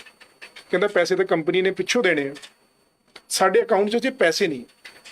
ਠੀਕ ਹੈ ਸਰ। 4 ਮਾਰਚ ਨੂੰ ਮੇਰੇ ਫਾਦਰ ਦੀ ਡੈਥ ਹੋ ਜਾਂਦੀ ਹੈ ਘਰੇ, ਇਲਾਜ ਨਾ ਮਿਲਣ ਨਾ ਇਲਾਜ ਸਰ, ਕੈਂਸਰ ਦੇ ਪੇਸ਼ੈਂਟ ਸੀ, ਹਾਰਟ ਪੇਸ਼ੈਂਟ ਸੀ, ਬਕਾਇਦਾ ਸਰ FIR ਦੇ ਵਿੱਚ ਸਾਰਾ ਕੁਝ ਲਿਖਿਆ ਹੋਇਆ। ਸਰ FIR ਦਰਜ ਹੋ ਗਈ ਸਰ? ਨਹੀਂ ਹਜੇ ਸਰ, FIR ਦਰਜ ਹੋਈ ਹੈ ਉਹਨਾਂ ਦੀ ਡੈਥ ਤੋਂ ਬਾਅਦ। ਸਰ ਡੈਥ ਤੋਂ ਬਾਅਦ ਮੈਂ ਉਹਨਾਂ ਦੇ ਆਫਟਰ 20 ਦਿਨ ਬਾਅਦ ਡੈਥ ਤੋਂ ਮੈਂ ਸਰ ਦੀਪਕ ਪਾਰਿਕ ਜਿਹੜੇ ਨੇ ਸਾਡੇ ਜੁਆਇੰਟ CP ਨੇ ਸਿਟੀ ਜੀ, ਉਹਨਾਂ ਨੂੰ ਉਦੋਂ ਮਿਲਿਆ ਮੈਂ ਸਰ, ਤੇ ਉਹ ਬਹੁਤ ਹੀ ਅੱਛੇ ਆਫੀਸਰ ਨੇ, ਬ੍ਰਿਲੀਅੰਟ ਆਫੀਸਰ ਨੇ। ਉਹਨਾਂ ਨੇ ਮੇਰੀ ਬਹੁਤ ਆਰਾਮ ਨਾਲ ਗੱਲ ਸੁਣੀ।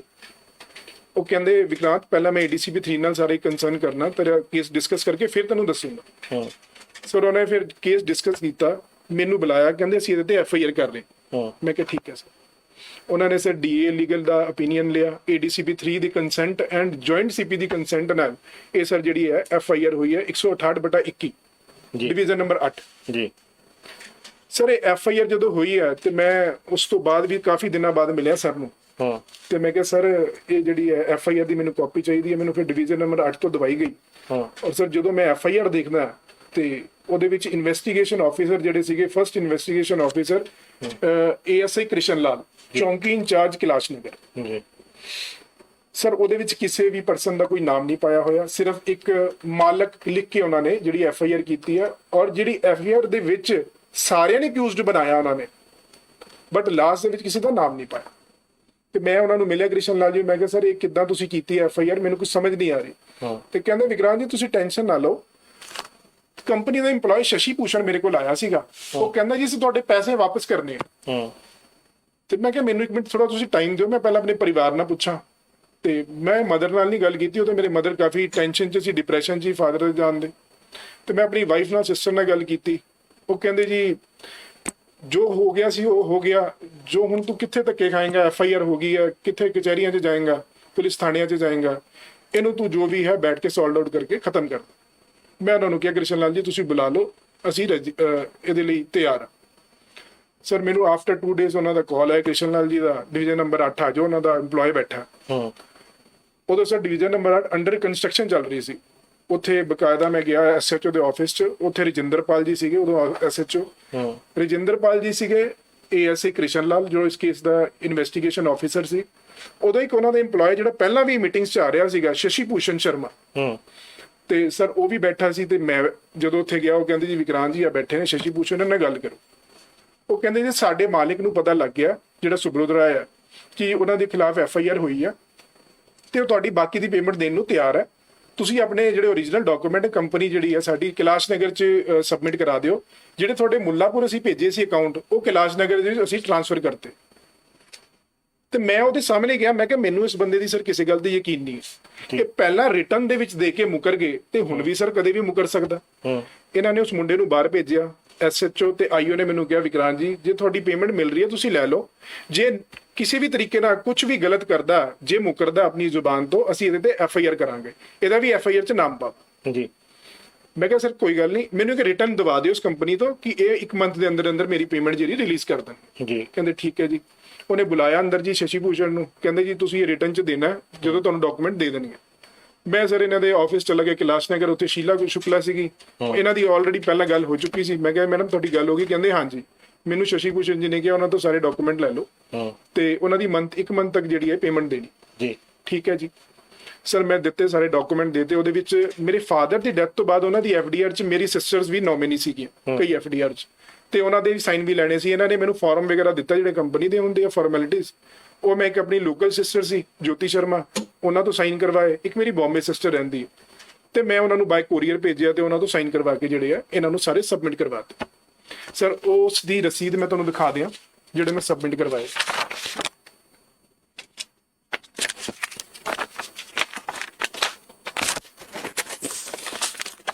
ਜੀ ਸਰ ਇਹ ਉਹਦੀ ਰਸੀਦ ਹੈ ਜੀ ਜਿਹੜੇ ਮੈਂ ਇਹਨਾਂ ਦੀ ਕੰਪਨੀ ਨੂੰ ਸਬਮਿਟ ਕਰਾਏ ਸੀ, ਜਿਹੜੀ ਇਹਨਾਂ ਦੀ ਬ੍ਰਾਂਚ ਮੈਨੇਜਰ ਹੈ ਸ਼ੀਲਾ ਸ਼ੁਕਲਾ ਜੀ। ਸਰ ਇਹ 10 ਤੋਂ 11 ਤਰੀਕ ਨੂੰ ਹੈ ਜੀ 6ਵੇਂ ਮਹੀਨੇ 2021 ਦੇ ਵਿੱਚ ਜਿਹੜੀ ਹੈ ਸਰ ਇਹ ਹੋਈ ਸੀਗੀ। ਇਹਨਾਂ ਨੇ ਸਰ ਰਿਸੀਵਿੰਗ ਦਿੱਤੀ ਹੈ ਮੈਨੂੰ 14/6/2021 ਜੀ। ਇਹਦੇ ਵਿੱਚ ਬਕਾਇਦਾ ਉਹਨਾਂ ਦੇ ਸਾਈਨ ਨੇ, ਕੰਪਨੀ ਦੀ ਮੋਹਰ ਲੱਗੀ ਹੋਈ ਹੈ ਸਰ। ਮੈਂ ਇਹਨਾਂ ਨੂੰ ਕਿਹਾ ਮੈਡਮ ਇਹ ਤੁਸੀਂ ਰਿਸੀਵਿੰਗ ਲੈਟਰ ਦੇ ਰਹੇ ਹੋ, ਮੈਨੂੰ ਤਾਂ ਤੁਸੀਂ ਉਹ ਦਿਓ ਨਾ ਜੀ ਜਿਹੜੀ ਤੁਹਾਡੀ 1 ਮੰਥ ਦੀ ਜਿਹੜੀ ਤੁਸੀਂ ਮੇਰੇ ਨਾਲ ਐਗਰੀਮੈਂਟ ਕਰਨਾ ਸੀ। ਕਹਿੰਦੇ ਸਰ ਉਹ ਐਗਰੀਮੈਂਟ ਨਹੀਂ ਤੁਹਾਨੂੰ ਦੇ, ਉਹ ਮੈਂ ਨਹੀਂ ਦਊਂਗੀ, ਉਹ ਤੁਹਾਨੂੰ ਸ਼ਸ਼ੀ ਭੂਸ਼ਣ ਦੇਗਾ, ਉਹਨੇ ਤੁਹਾਡੇ ਨਾਲ ਕੀਤਾ ਐਗਰੀਮੈਂਟ। ਤੇ ਮੈਂ ਕਿਹਾ ਮੈਡਮ ਇਹ ਤਾਂ ਕੋਈ ਗੱਲ ਨਹੀਂ ਬਣੀ। ਤੇ ਕਹਿੰਦੇ ਸਰ ਮੇਰੇ ਕੋਲ ਤਾਂ ਤੁਸੀਂ ਇਹੀ ਰਿਸੀਵਿੰਗ ਲੈਟਰ ਲੈ ਸਕਦੇ ਹੋ ਜੋ ਮੈਂ ਤੁਹਾਨੂੰ ਦੇ ਸਕਦੀ ਹਾਂ ਕਿ ਤੁਹਾਡੇ ਓਰੀਜਨਲ ਡਾਕੂਮੈਂਟ ਮੇਰੇ ਕੋਲ ਸਬਮਿਟ ਹੋਏ ਨੇ ਜੀ। ਸਰ ਨਾ ਤੇ ਮੈਂ ਸ਼ਸ਼ੀ ਭੂਸ਼ਣ ਦਾ ਘਰ ਜਾਂਦਾ, ਨਾ ਤੇ ਮੇਰੇ ਕੋਲ ਉਹਦਾ ਕੋਈ ਟੈਲੀਫੋਨ ਨੰਬਰ। ਮੈਂ IO ਨੂੰ ਗੱਲ ਕੀਤੀ, ਇਨਵੈਸਟੀਗੇਸ਼ਨ ਆਫਿਸਰ ਕ੍ਰਿਸ਼ਨ ਲਾਲ ਨੂੰ। ਉਹਨੇ ਸਰ ਕਦੇ ਕਹਿੰਦਾ ਕੱਲ ਦੱਸਦਾ, ਪਰਸੋਂ ਦੱਸਦਾ, ਨਰਸੋਂ ਦੱਸਦਾ। ਉਸ ਤੋਂ ਬਾਅਦ ਮੈਨੂੰ ਕਹਿੰਦਾ ਜੀ ਵਿਕਰਾਂਤ ਜੀ ਤੁਸੀਂ 161 ਦੇ ਜਿਹੜੇ ਬਿਆਨ ਨੇ ਆਪਣੇ ਜਾ ਕੇ ਕੈਲਾਸ਼ ਨਗਰ ਚੌਂਕੀ 'ਚ ਕਰਾਓ ਤੇ ਅਸੀਂ ਉਹਦਾ ਵੀ FIR 'ਚ ਨਾਮ ਪਾਵਾਂ। ਸਰ ਮੈਨੂੰ ਕੁਝ ਪਤਾ ਨਹੀਂ ਇਹਨਾਂ ਦੇ ਬਾਰੇ, FIR ਕੀ ਹੁੰਦੀ ਹੈ, ਕਿੱਦਾਂ ਕੀ ਹੁੰਦਾ, ਜਿੱਦਾਂ ਇਹ ਪੁਲਿਸ ਵਾਲੇ ਬੋਲਦੇ ਗਏ ਔਰ ਮੈਂ ਉਦਾਂ ਕਰਦਾ ਰਿਹਾ ਇੱਕ ਗੁੱਡ ਫੇਥ ਤੇ ਕਿ ਸਰ ਕਾਨੂੰਨ ਹੈ, ਕਾਨੂੰਨ ਤੇ ਵਿਸ਼ਵਾਸ ਕਰਨਾ ਸਾਰੇ ਸਾਡੇ ਨਾਗਰਿਕਾਂ ਦਾ ਫਰਜ਼ ਹੈ।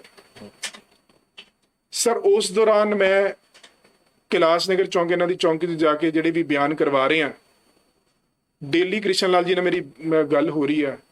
18/6/2021 ਨੂੰ ਜਿਹੜਾ ਇਹਨਾਂ ਦਾ ਅਨਿਲ ਕੁਮਾਰ ਸ਼੍ਰੀਵਾਸਤਵ ਹੈ ਕੰਪਨੀ ਦਾ ਜ਼ੋਨਲ ਮੈਨੇਜਰ, ਉਹ ਸਰ ਆਪਣੀ ਐਂਟੀਸਪਿਟਰੀ ਬੇਲ ਫਾਈਲ ਕਰਦਾ ਐਡੀਸ਼ਨਲ ਸੈਸ਼ਨ ਸ਼੍ਰੀ ਮਨੀਸ਼ ਅਰੋੜਾ ਜੀ ਦੀ ਕੋਰਟ ਦੇ ਵਿੱਚ। ਮੈਨੂੰ ਸਰ ਉਹਦੇ ਬਾਰੇ ਕੋਈ ਇੰਟੀਮੇਟ ਨਹੀਂ ਦਿੱਤਾ ਇਹਨਾਂ ਨੇ, IO ਸਾਹਿਬ ਨੇ।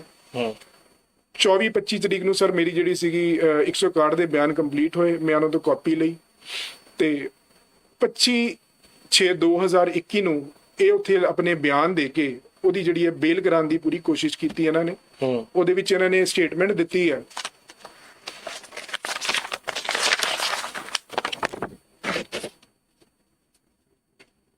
ਕੀ ਸਟੇਟਮੈਂਟ ਕੀ ਦਿੱਤੀ ਹੈ ਸਰ? ਇਹਨਾਂ ਨੇ ਸਟੇਟਮੈਂਟ ਦਿੱਤੀ ਹੈ ਉਹਦੇ ਵਿੱਚ ਕਿ ਇਸ ਪਰਸਨ ਦੀ ਮੈਨੂੰ ਕੋਈ ਲੋੜ ਨਹੀਂ, ਅਨਿਲ ਕੁਮਾਰ ਸ਼੍ਰੀਵਾਸਤਵ ਦੀ, ਇਹਦਾ FIR ਦੇ ਵਿੱਚ ਕੋਈ ਨਾਮ ਨਹੀਂ ਜੀ, ਤੇ ਪੁਲਿਸ ਵੱਲੋਂ ਦਿੱਤੀ ਗਈ ਜੀ ਸਰ ਬਕਾਇਦਾ। ਸਰ ਮੇਰੇ ਕੋਲ ਉਹਦੀ ਹੈਗੀ ਹੈ ਜੀ ਕਾਪੀ ਜੀ।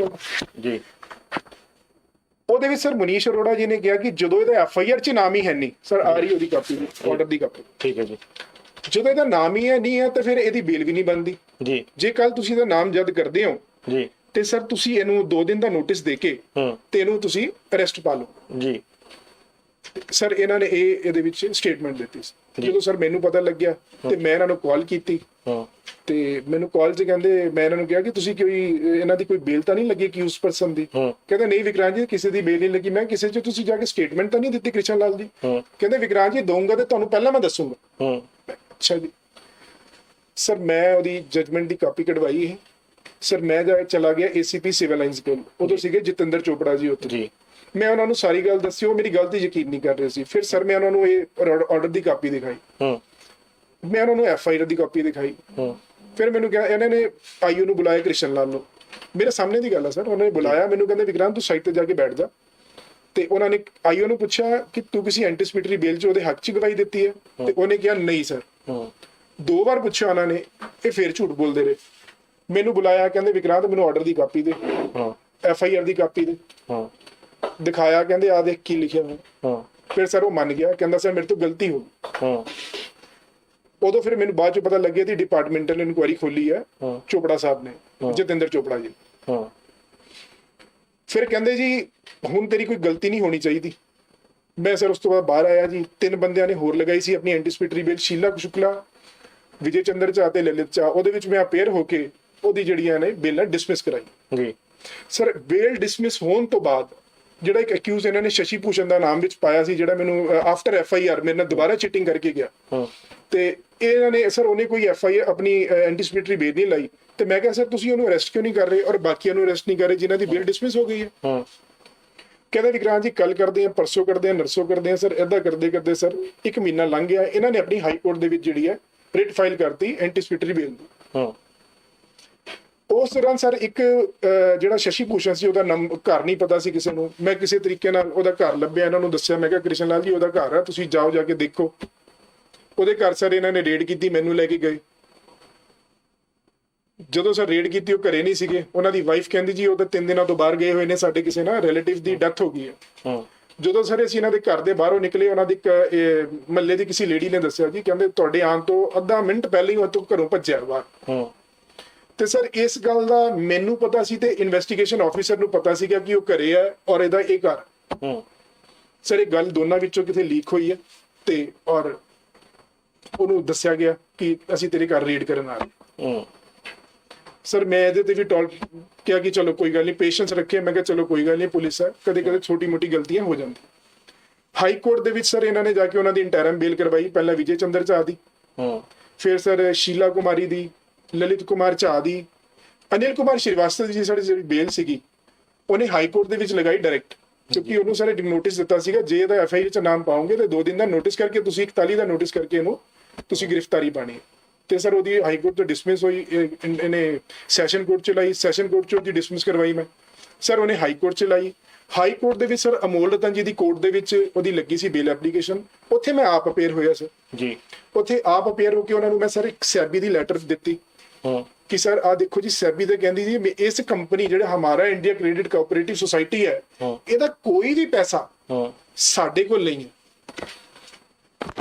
ਮੈਂ ਤੁਹਾਨੂੰ ਲੈਟਰ ਦੀ ਕਾਪੀ ਵੀ ਦਿਖਾ ਦਿਆਂ ਜੀ। ਨਾਲ ਨਾਲ ਦੱਸੀ ਚੱਲੋ ਜੀ। ਸਰ ਉਸ ਜਿਹੜੀ ਸੈਬੀ ਦੀ ਲੈਟਰ ਸੀਗੀ ਸਰ ਜੀ, ਉਹ ਓਰੀਜਨਲ ਲੈਟਰ ਜਦੋਂ ਉਹਨਾਂ ਨੇ ਦੇਖੀ ਜੱਜ ਸਾਹਿਬ ਨੇ ਜੀ, ਸਰ ਉਹਨਾਂ ਨੇ ਇਹਦੀ ਬੇਲ ਨਹੀਂ ਕੀਤੀ, ਇੰਟਰਮ ਬੇਲ ਨਹੀਂ ਕੀਤੀ ਜੀ।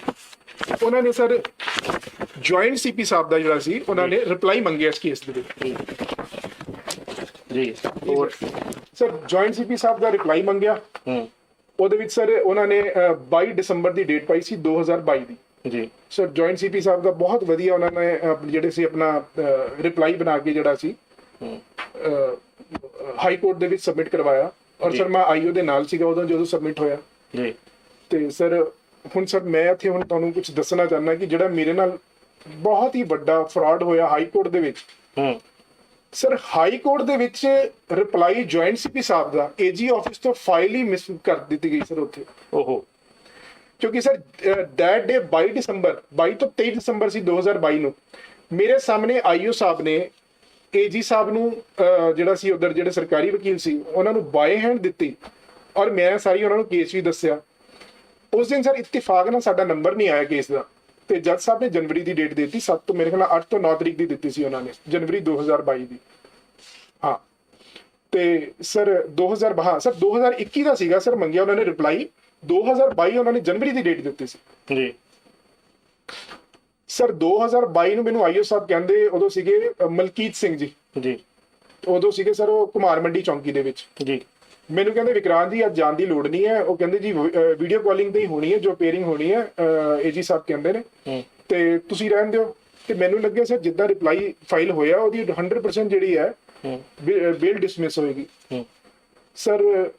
ਜੱਜ ਸਾਹਿਬ ਦਾ ਮੈਂ ਜਦੋਂ ਈਵਨਿੰਗ 'ਚ ਇੱਕ ਆਰਡਰ ਪੜਿਆ, ਉਹਦੇ ਵਿੱਚ ਲਿਖਿਆ ਹੋਇਆ ਸੀ ਬਕਾਇਦਾ ਜੀ ਜਿਹੜਾ ਰਿਪਲਾਈ ਹੈ ਉੱਥੇ ਫਾਈਲ ਨਹੀਂ ਹੋਇਆ। ਮੈਂ ਪਿਛਲੇ 2.5 ਮਹੀਨਿਆਂ ਤੋਂ ਜੁਆਇੰਟ ਸੀਪੀ ਸਾਹਿਬ ਤੋਂ ਰਿਪਲਾਈ ਮੰਗਿਆ ਤੇ ਉਹਨਾਂ ਨੇ ਰਿਪਲਾਈ ਨਹੀਂ ਦਿੱਤਾ। ਜੇ ਨੈਕਸਟ ਡੇਟ ਤੱਕ ਉਹ ਰਿਪਲਾਈ ਨਹੀਂ ਦਿੰਦੇ ਤੇ ਉਹਨਾਂ ਦੇ ਜਿਹੜੇ ਆ ਸਮਨ ਕੱਢੇ ਜਾਣਗੇ। ਤੇ ਉਹਨਾਂ ਨੇ ਜਿਹੜੀ ਉਹ ਅਕਿਊਜ਼ ਅਨਿਲ ਕੁਮਾਰ ਸ੍ਰੀਵਾਸਤਵ ਨੂੰ ਇੰਟਰਮ ਬਿਲ ਦੇ ਦਿੱਤੀ ਜੀ ਸਰ। ਇਹ ਹਾਈ ਕੋਰਟ ਦੇ ਵਿੱਚ ਜਿਹੜਾ ਸੀ ਮੇਰੇ ਨਾਲ ਇਨਸੀਡੈਂਟ ਹੋਇਆ ਸਰ। ਉਸ ਤੋਂ ਬਾਅਦ ਮੇਰੇ ਖਿਆਲ ਨਾਲ ਜੁਆਇੰਟ ਸੀਪੀ ਸਾਹਿਬ ਨੇ ਮਿਲੇ ਹੋਣੇ ਆਈਓ ਸਾਹਿਬ ਨੂੰ, ਜਿਹੜੇ ਸੀ ਮਲਕੀਤ ਸਿੰਘ।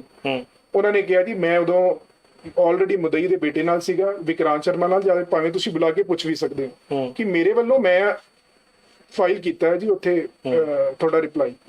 ਮੈਨੂੰ ਸਰ ਚੰਡੀਗੜ੍ਹ ਲੈ ਕੇ ਗਏ ਉਹ ਆਫਟਰ ਡੇ, ਤੇ ਉੱਥੇ ਮੈਂ ਮਿਲਿਆ ਜੀ ਜਿਹੜਾ ਉਹਨਾਂ ਦਾ ਰਿਕਾਰਡ ਰੂਮ ਹੈ, ਉੱਥੇ ਦੱਸਿਆ ਸਾਰੀ ਗੱਲ ਕਿ ਜੀ ਸਾਡਾ ਫਾਈਲ ਨਹੀਂ ਹੋਈ, ਜਿਹੜਾ ਇਹ ਲਿਫਾਫਾ ਕਿੱਥੇ ਹੈ, ਸਾਡਾ ਰਿਪਲਾਈ ਕਿੱਥੇ ਹੈ। ਰਿਕਾਰਡ ਰੂਮ ਕਹਿੰਦੇ ਜੀ ਸਾਨੂੰ ਨਹੀਂ ਪਤਾ ਜੀ, ਕਹਿੰਦੇ ਸਾਡੇ ਕੋਲ ਤੇ ਬਹੁਤ ਹੀ ਜ਼ਿਆਦਾ ਇੱਥੇ ਢੇਰੀਆਂ ਲੱਗੀਆਂ ਨੇ ਲਿਫਾਫਿਆਂ ਦੀ। ਵਿਕਰਾਂਤ ਜੀ ਉਹਨਾਂ ਆਈਓ ਸਾਹਿਬ ਨੂੰ ਕਹਿੰਦੇ, ਤੇ ਆਈਓ ਸਾਹਿਬ ਨੇ ਕਿਹਾ ਜੀ ਮੇਰੇ ਨਾਲ ਉਹਦੇ ਨਾਲ ਹੀ ਸੀਗੇ, ਭਾਵੇਂ ਇਹਨਾਂ ਨੂੰ ਪੁੱਛ ਲਓ, ਮੇਰੇ ਨਾਲ ਵਿਟਨੈਸ ਨੇ ਕਿ ਮੈਂ ਜਿਹੜਾ ਰਿਪਲਾਈ ਉੱਥੇ ਫਾਈਲ ਕੀਤਾ ਏਜੀ ਸਾਹਿਬ ਨੂੰ ਦਿੱਤਾ ਸਰ। ਫਿਰ ਮੈਂ ਉਹਨਾਂ ਨੂੰ ਕਿਹਾ ਕਿ ਮੈਂ ਚੱਲਣਾ ਜੱਜ ਸਾਹਿਬ ਕੋਲ, ਮੈਂ ਤੁਹਾਡੀ ਕੰਪਲੇਂਟ ਕਰਨ ਚੱਲਣਾ ਕਿ ਤੁਹਾਡੇ ਕੋਲ ਇੱਥੋਂ ਜਿਹੜਾ ਲਿਫਾਫਾ ਮਿਸ ਹੋਇਆ ਸਰ। ਹਜੇ ਅਸੀਂ 2 ਮਿੰਟ ਹੀ ਬਾਹਰ ਗਏ, ਨਾਲ ਹੀ ਲਿਫਾਫਾ ਵੀ ਮਿਲ ਗਿਆ। ਆਈਓ ਸਾਹਿਬ ਨੂੰ ਕਾਲ ਆ ਗਈ ਜੀ ਲਿਫਾਫਾ ਮਿਲ ਗਿਆ, ਤੁਸੀਂ ਆ। ਪਰ ਸਰ ਉਹਦੇ ਵਿੱਚੋਂ ਜਿਹੜਾ ਹੈ ਰਿਪਲਾਈ ਸਰ ਰਿਪਲਾਈ ਮਿਲਿਆ, ਬਟ ਸਰ ਪਤਾ ਨਹੀਂ ਹੁਣ ਕੀ ਹੈ ਕਿ ਉਹਦੇ ਵਿੱਚ ਜਿਹੜਾ ਹੈ ਉਹ ਅਨਿਲ ਕੁਮਾਰ ਸ੍ਰੀਵਾਸਤਵ ਨੂੰ ਨੈਕਸਟ ਡੇਟ ਤੇ ਜਿਹੜੀ ਹੈ ਸਰ ਉਹਨਾਂ ਨੇ ਬੈਂਚ ਚੇਂਜ ਕਰਤੀ ਜੱਜ ਸਾਹਿਬ ਨੇ। ਕਿਉਂਕਿ ਸਰ ਮੈਂ ਤੁਹਾਨੂੰ ਦੱਸ ਦਿਆਂ, ਮੈਂ ਇਹਦੀ ਕੰਪਲੇਂਟ ਜੱਜ ਸਾਹਿਬ ਨੂੰ ਕਾਲ ਕਰਕੇ ਕੀਤੀ ਕਿ ਜੀ ਸਰ ਇਹ ਵੀ ਮੇਰੇ ਨਾਲ ਧੱਕਾ ਹੋਇਆ। ਜੱਜ ਸਾਹਿਬ ਨੇ ਕਿਹਾ ਤੁਸੀਂ ਲੀਗਲ ਸੈੱਲ ਕੋਲ ਜਾਓ, ਬਟ ਨੈਕਸਟ ਜਿਹੜੀ ਡੇਟ ਸੀ ਉਹਦੇ ਵਿੱਚ ਉਹਨਾਂ ਨੇ ਕਿਹਾ ਕਿ ਕੰਪਲੇਨੈਂਟ ਨੇ ਮੈਨੂੰ ਕਾਲ ਕੀਤੀ ਤੇ ਇਸ ਕਰਕੇ ਜੀ ਮੇਰੀ ਜਿਹੜੀ ਹੈ ਬੈਂਚ ਨਹੀਂ ਬਣਦੀ, ਇਹ ਜਿਹੜਾ ਬੈਂਚ ਜਿਹੜੀ ਹੈ ਕਿਤੇ ਹੋਰ ਸੁਣੀ ਜਾਵੇ। ਉਹ ਆਲਰੇਡੀ ਸਰ ਸੁਵੀਰ ਸਹਿਗਲ ਜੀ ਦੀ ਕੋਰਟ 'ਚ ਗਈ, ਜਿਹੜੀ ਜਿੱਥੇ ਪਹਿਲਾਂ 3 ਅਕਿਊਜ਼ ਦੇ ਜਿਹੜੀ ਹੈ ਬੇਲ ਐਪਲੀਕੇਸ਼ਨ ਚੱਲ ਰਹੀਆਂ ਸੀ, ਉੱਥੇ ਸਰ 2.5 ਸਾਲ ਜਿਹੜੀ ਹੈ ਚਲਦੀ ਰਹੀ ਬੇਲ ਐਪਲੀਕੇਸ਼ਨ ਜਿਹੜੀਆਂ ਸੀਗੀਆਂ ਸਾਰਿਆਂ ਦੀ।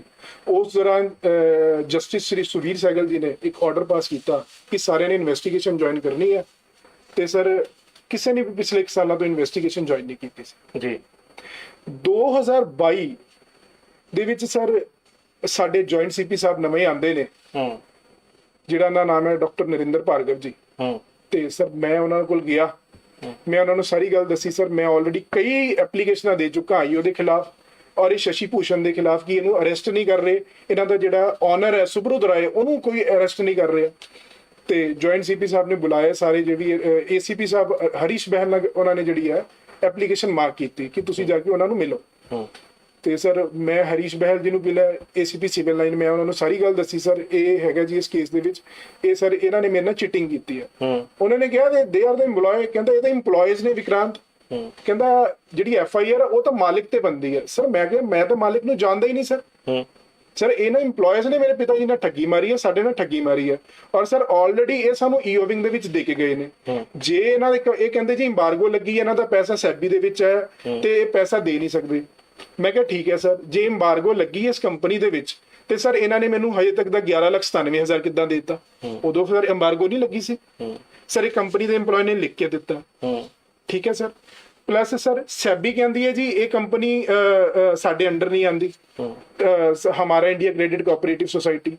ਸੈਬੀ ਨੇ ਕਿਹਾ ਜੀ ਜੇ ਤੁਹਾਡਾ ਪੈਸਾ ਸਹਾਰਾ ਰੀਅਲ ਏਸਟੇਟ, ਸਹਾਰਾ ਕੋਆਪਰੇਟਿਵ, ਸਹਾਰਾ ਹਾਊਸਿੰਗ ਕਾਰਪੋਰੇਸ਼ਨ ਦੇ ਵਿੱਚ ਹੈ ਤੇ ਤੁਸੀਂ ਸਾਡੇ ਕੋਲ ਆਪਣਾ ਪੈਸਾ ਲੈ ਸਕਦੇ ਹੋ, ਜਦੋਂ ਮਰਜ਼ੀ ਲੈ ਸਕਦੇ ਹੋ। ਉਹਨਾਂ ਨੇ ਕਿਹਾ ਜਿਹਦੇ ਵਿੱਚ ਤੁਸੀਂ 2009 ਦੇ ਵਿੱਚ ਇਨਵੈਸਟਮੈਂਟ ਕੀਤੀ ਸੀ, ਜੇ ਤੁਸੀਂ ਉਹ ਸਰਟੀਫਿਕੇਟ ਸਾਡੇ ਕੋਲ ਓਰੀਜਨਲ ਲਿਆਉਂਦੇ ਹੋ ਤੇ ਅਸੀਂ ਤੁਹਾਡੀ ਜਿੰਨਾ ਤੁਹਾਡਾ ਅੱਜ ਤੱਕ ਦਾ ਇੰਟਰਸਟ ਰੇਟ ਬੰਦਾ ਉਹ ਤੁਹਾਨੂੰ ਸਾਰਾ ਅਸੀਂ ਵਾਪਸ ਕਰਾਂਗੇ ਜੀ।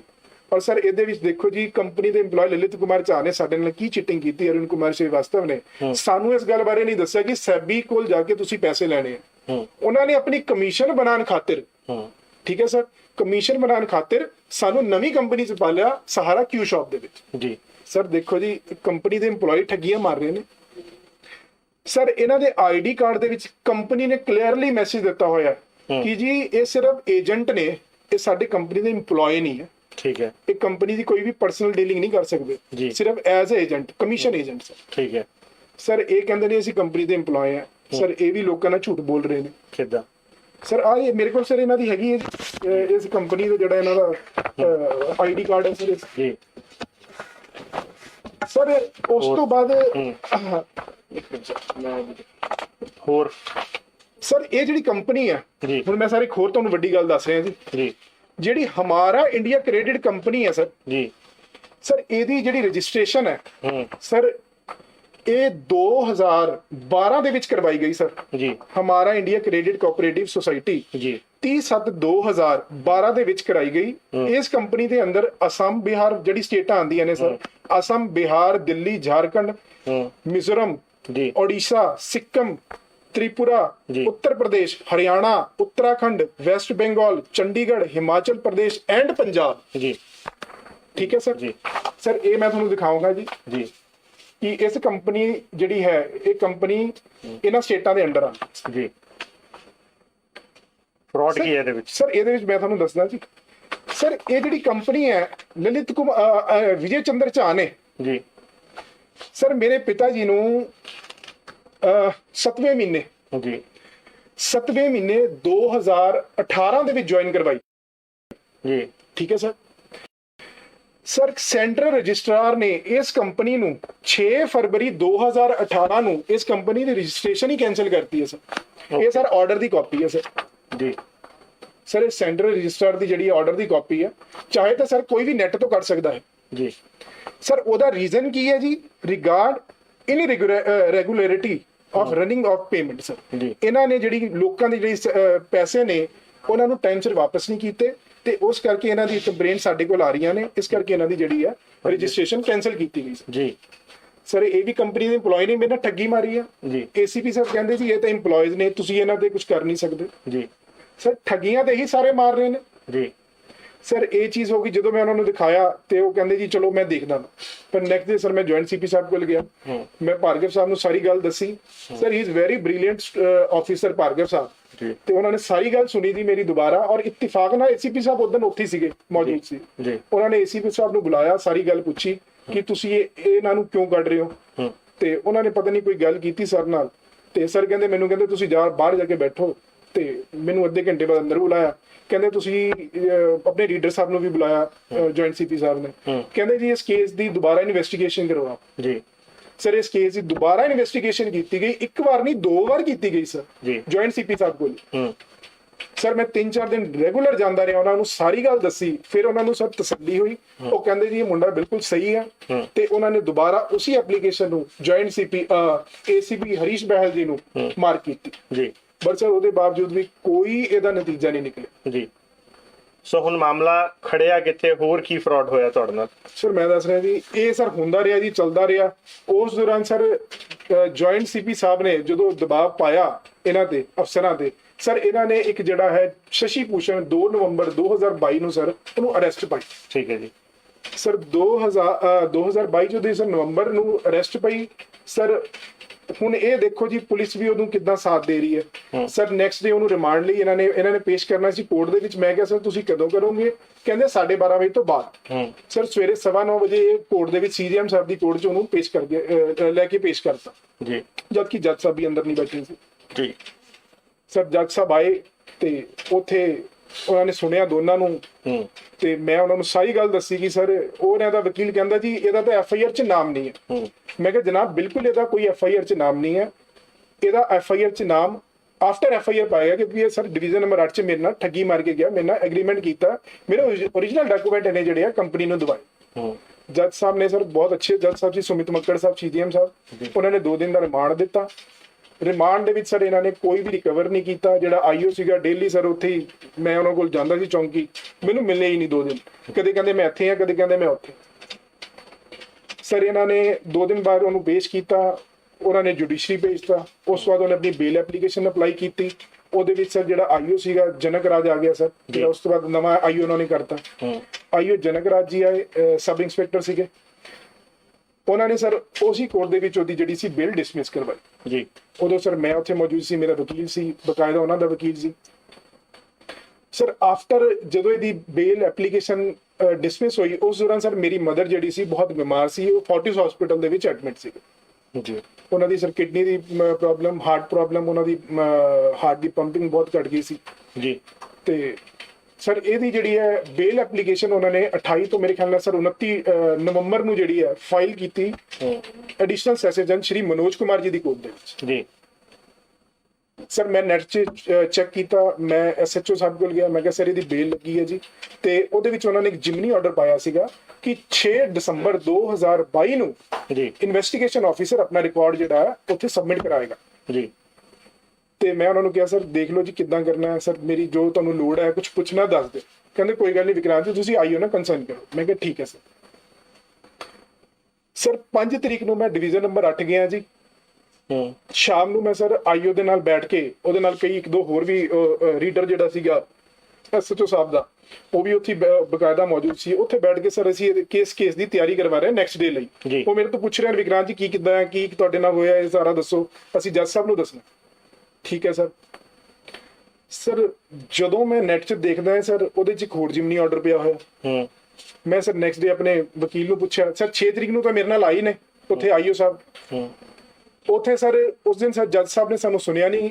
ਮੈਂ ਜੱਜ ਸਾਹਿਬ ਕੋਲ ਅਪੀਅਰ ਹੋਇਆ, ਮੈਂ ਕਿਹਾ ਸਰ ਤੁਸੀਂ ਇੱਕ ਵਾਰੀ ਮੇਰੀ ਵੀ ਗੱਲ ਸੁਣ ਲਓ। ਪੀਪੀ ਸਾਹਿਬ ਨੂੰ ਮਿਲਿਆ ਤੇ ਉਹ ਕਹਿੰਦੇ ਜੀ ਮੈਂ ਨੈਕਸਟ ਆਫਟਰ 3 ਡੇਜ਼ ਦੀ ਡੇਟ ਪਾਤੀ ਹੈ, ਤੁਸੀਂ ਪੈਨਿਕ ਨਾ ਹੋਵੋ, ਮੈਂ ਤੁਹਾਨੂੰ ਵੀ ਸੁਣਾਂਗਾ।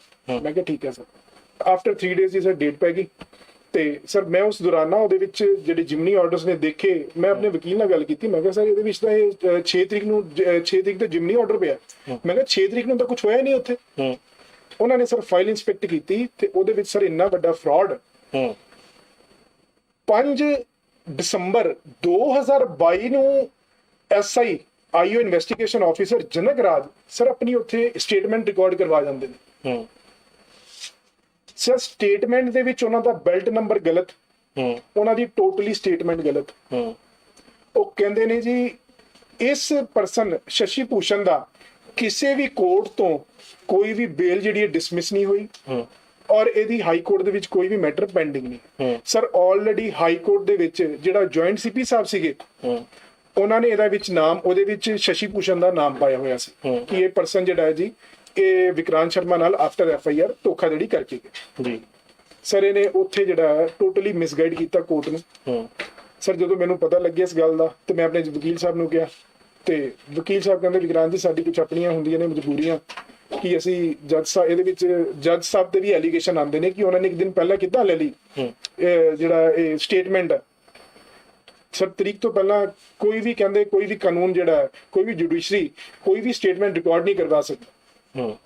ਤੇ ਸਰ ਮੈਂ ਆਪਣੇ ਬਿਹਾਫ ਤੇ ਜਿਹੜੀ ਹੈ ਐਪਲੀਕੇਸ਼ਨ ਫਾਈਲ ਕੀਤੀ, ਬਟ ਸਰ ਜਿਸ ਦਿਨ ਮੈਂ ਫਾਈਲ ਕਰਨ ਲੱਗਾ ਸਵੇਰੇ ਇਹ ਗੱਲ ਪਤਾ ਨਹੀਂ ਸਾਰਿਆਂ ਨੂੰ ਪਤਾ ਲੱਗ ਗਈ ਸੀ ਕਿ ਇਸ ਗੱਲ ਦਾ ਸਾਨੂੰ ਪਤਾ ਲੱਗ ਗਿਆ। ਸਰ ਉਹਨੇ ਉਸ ਦਿਨ ਮੈਨੂੰ ਘੱਟੋ ਘੱਟ ਨਹੀਂ 70 ਤੋਂ 80 ਫੋਨ ਕਰਨੇ ਸ਼ੁਰੂ ਕਰਤੇ ਇਨਵੈਸਟੀਗੇਸ਼ਨ ਆਫੀਸਰ ਜਨਕ ਰਾਜ। ਤੇ ਮੈਂ ਸਰ ਉਹਦਾ ਕੋਈ ਫੋਨ ਰਿਸੀਵ ਨਹੀਂ ਕੀਤਾ ਕਿਉਂਕਿ ਮੇਰਾ ਫੋਨ ਸਾਇਲੈਂਟ ਤੇ ਲੱਗਿਆ ਸੀ। ਮੈਨੂੰ ਫਿਰ ਕੋਰਟ ਦੇ ਬਾਹਰ ਮਿਲੇ, ਕਹਿੰਦੇ ਵਿਕਰਾਂਤ ਤੁਸੀਂ ਫੋਨ ਨਹੀਂ ਪਿਕ ਕਰ ਰਹੇ। ਮੈਂ ਕਿਹਾ ਸਰ ਮੇਰਾ ਫੋਨ ਸਾਇਲੈਂਟ ਤੇ ਮੈਨੂੰ ਨਹੀਂ ਪਤਾ। ਤੇ ਮੈਨੂੰ ਫਿਰ ਉਹਨੇ ਕਿਹਾ ਜੀ ਜੋ ਕੁਝ ਹੋਇਆ ਇਹ ਮੈਂ ਆਪ ਨਹੀਂ ਕੀਤਾ, ਇਹ ਐਸਐਚਓ ਨੀਰਜ ਚੌਧਰੀ ਦੇ ਕਹੇ ਤੇ ਕੀਤਾ ਮੈਂ। ਤੇ ਮੈਂ ਕਿਹਾ ਮੇਰਾ ਉਹਨਾਂ ਨਾਲ ਕੀ ਦੁਸ਼ਮਣੀ ਆ? ਤੇ ਕਹਿੰਦੇ ਇਹਦਾ ਮੈਨੂੰ ਨਹੀਂ ਪਤਾ ਜੀ। ਤੇ ਸਰ ਇੱਕ ਚੀਜ਼ ਮੈਂ ਤੁਹਾਨੂੰ ਹੋਰ ਦੱਸਣਾ ਚਾਹਾਂਗਾ, ਜਿਹੜਾ ਇਹਨਾਂ ਨੇ ਗਲਤ ਕੰਮ ਕੀਤਾ ਹੈ ਨਾ ਜੀ, ਉਸ ਦੌਰਾਨ ਸਰ ਜੁਆਇੰਟ ਸੀਪੀ ਜਿਹੜੇ ਨਰਿੰਦਰ ਭਾਰਗਵ ਜੀ ਸੀਗੇ, ਉਹਨਾਂ ਦੀ ਸਰ ਇੱਥੋਂ ਟ੍ਰਾਂਸਫਰ ਹੋ ਗਈ ਸੀ।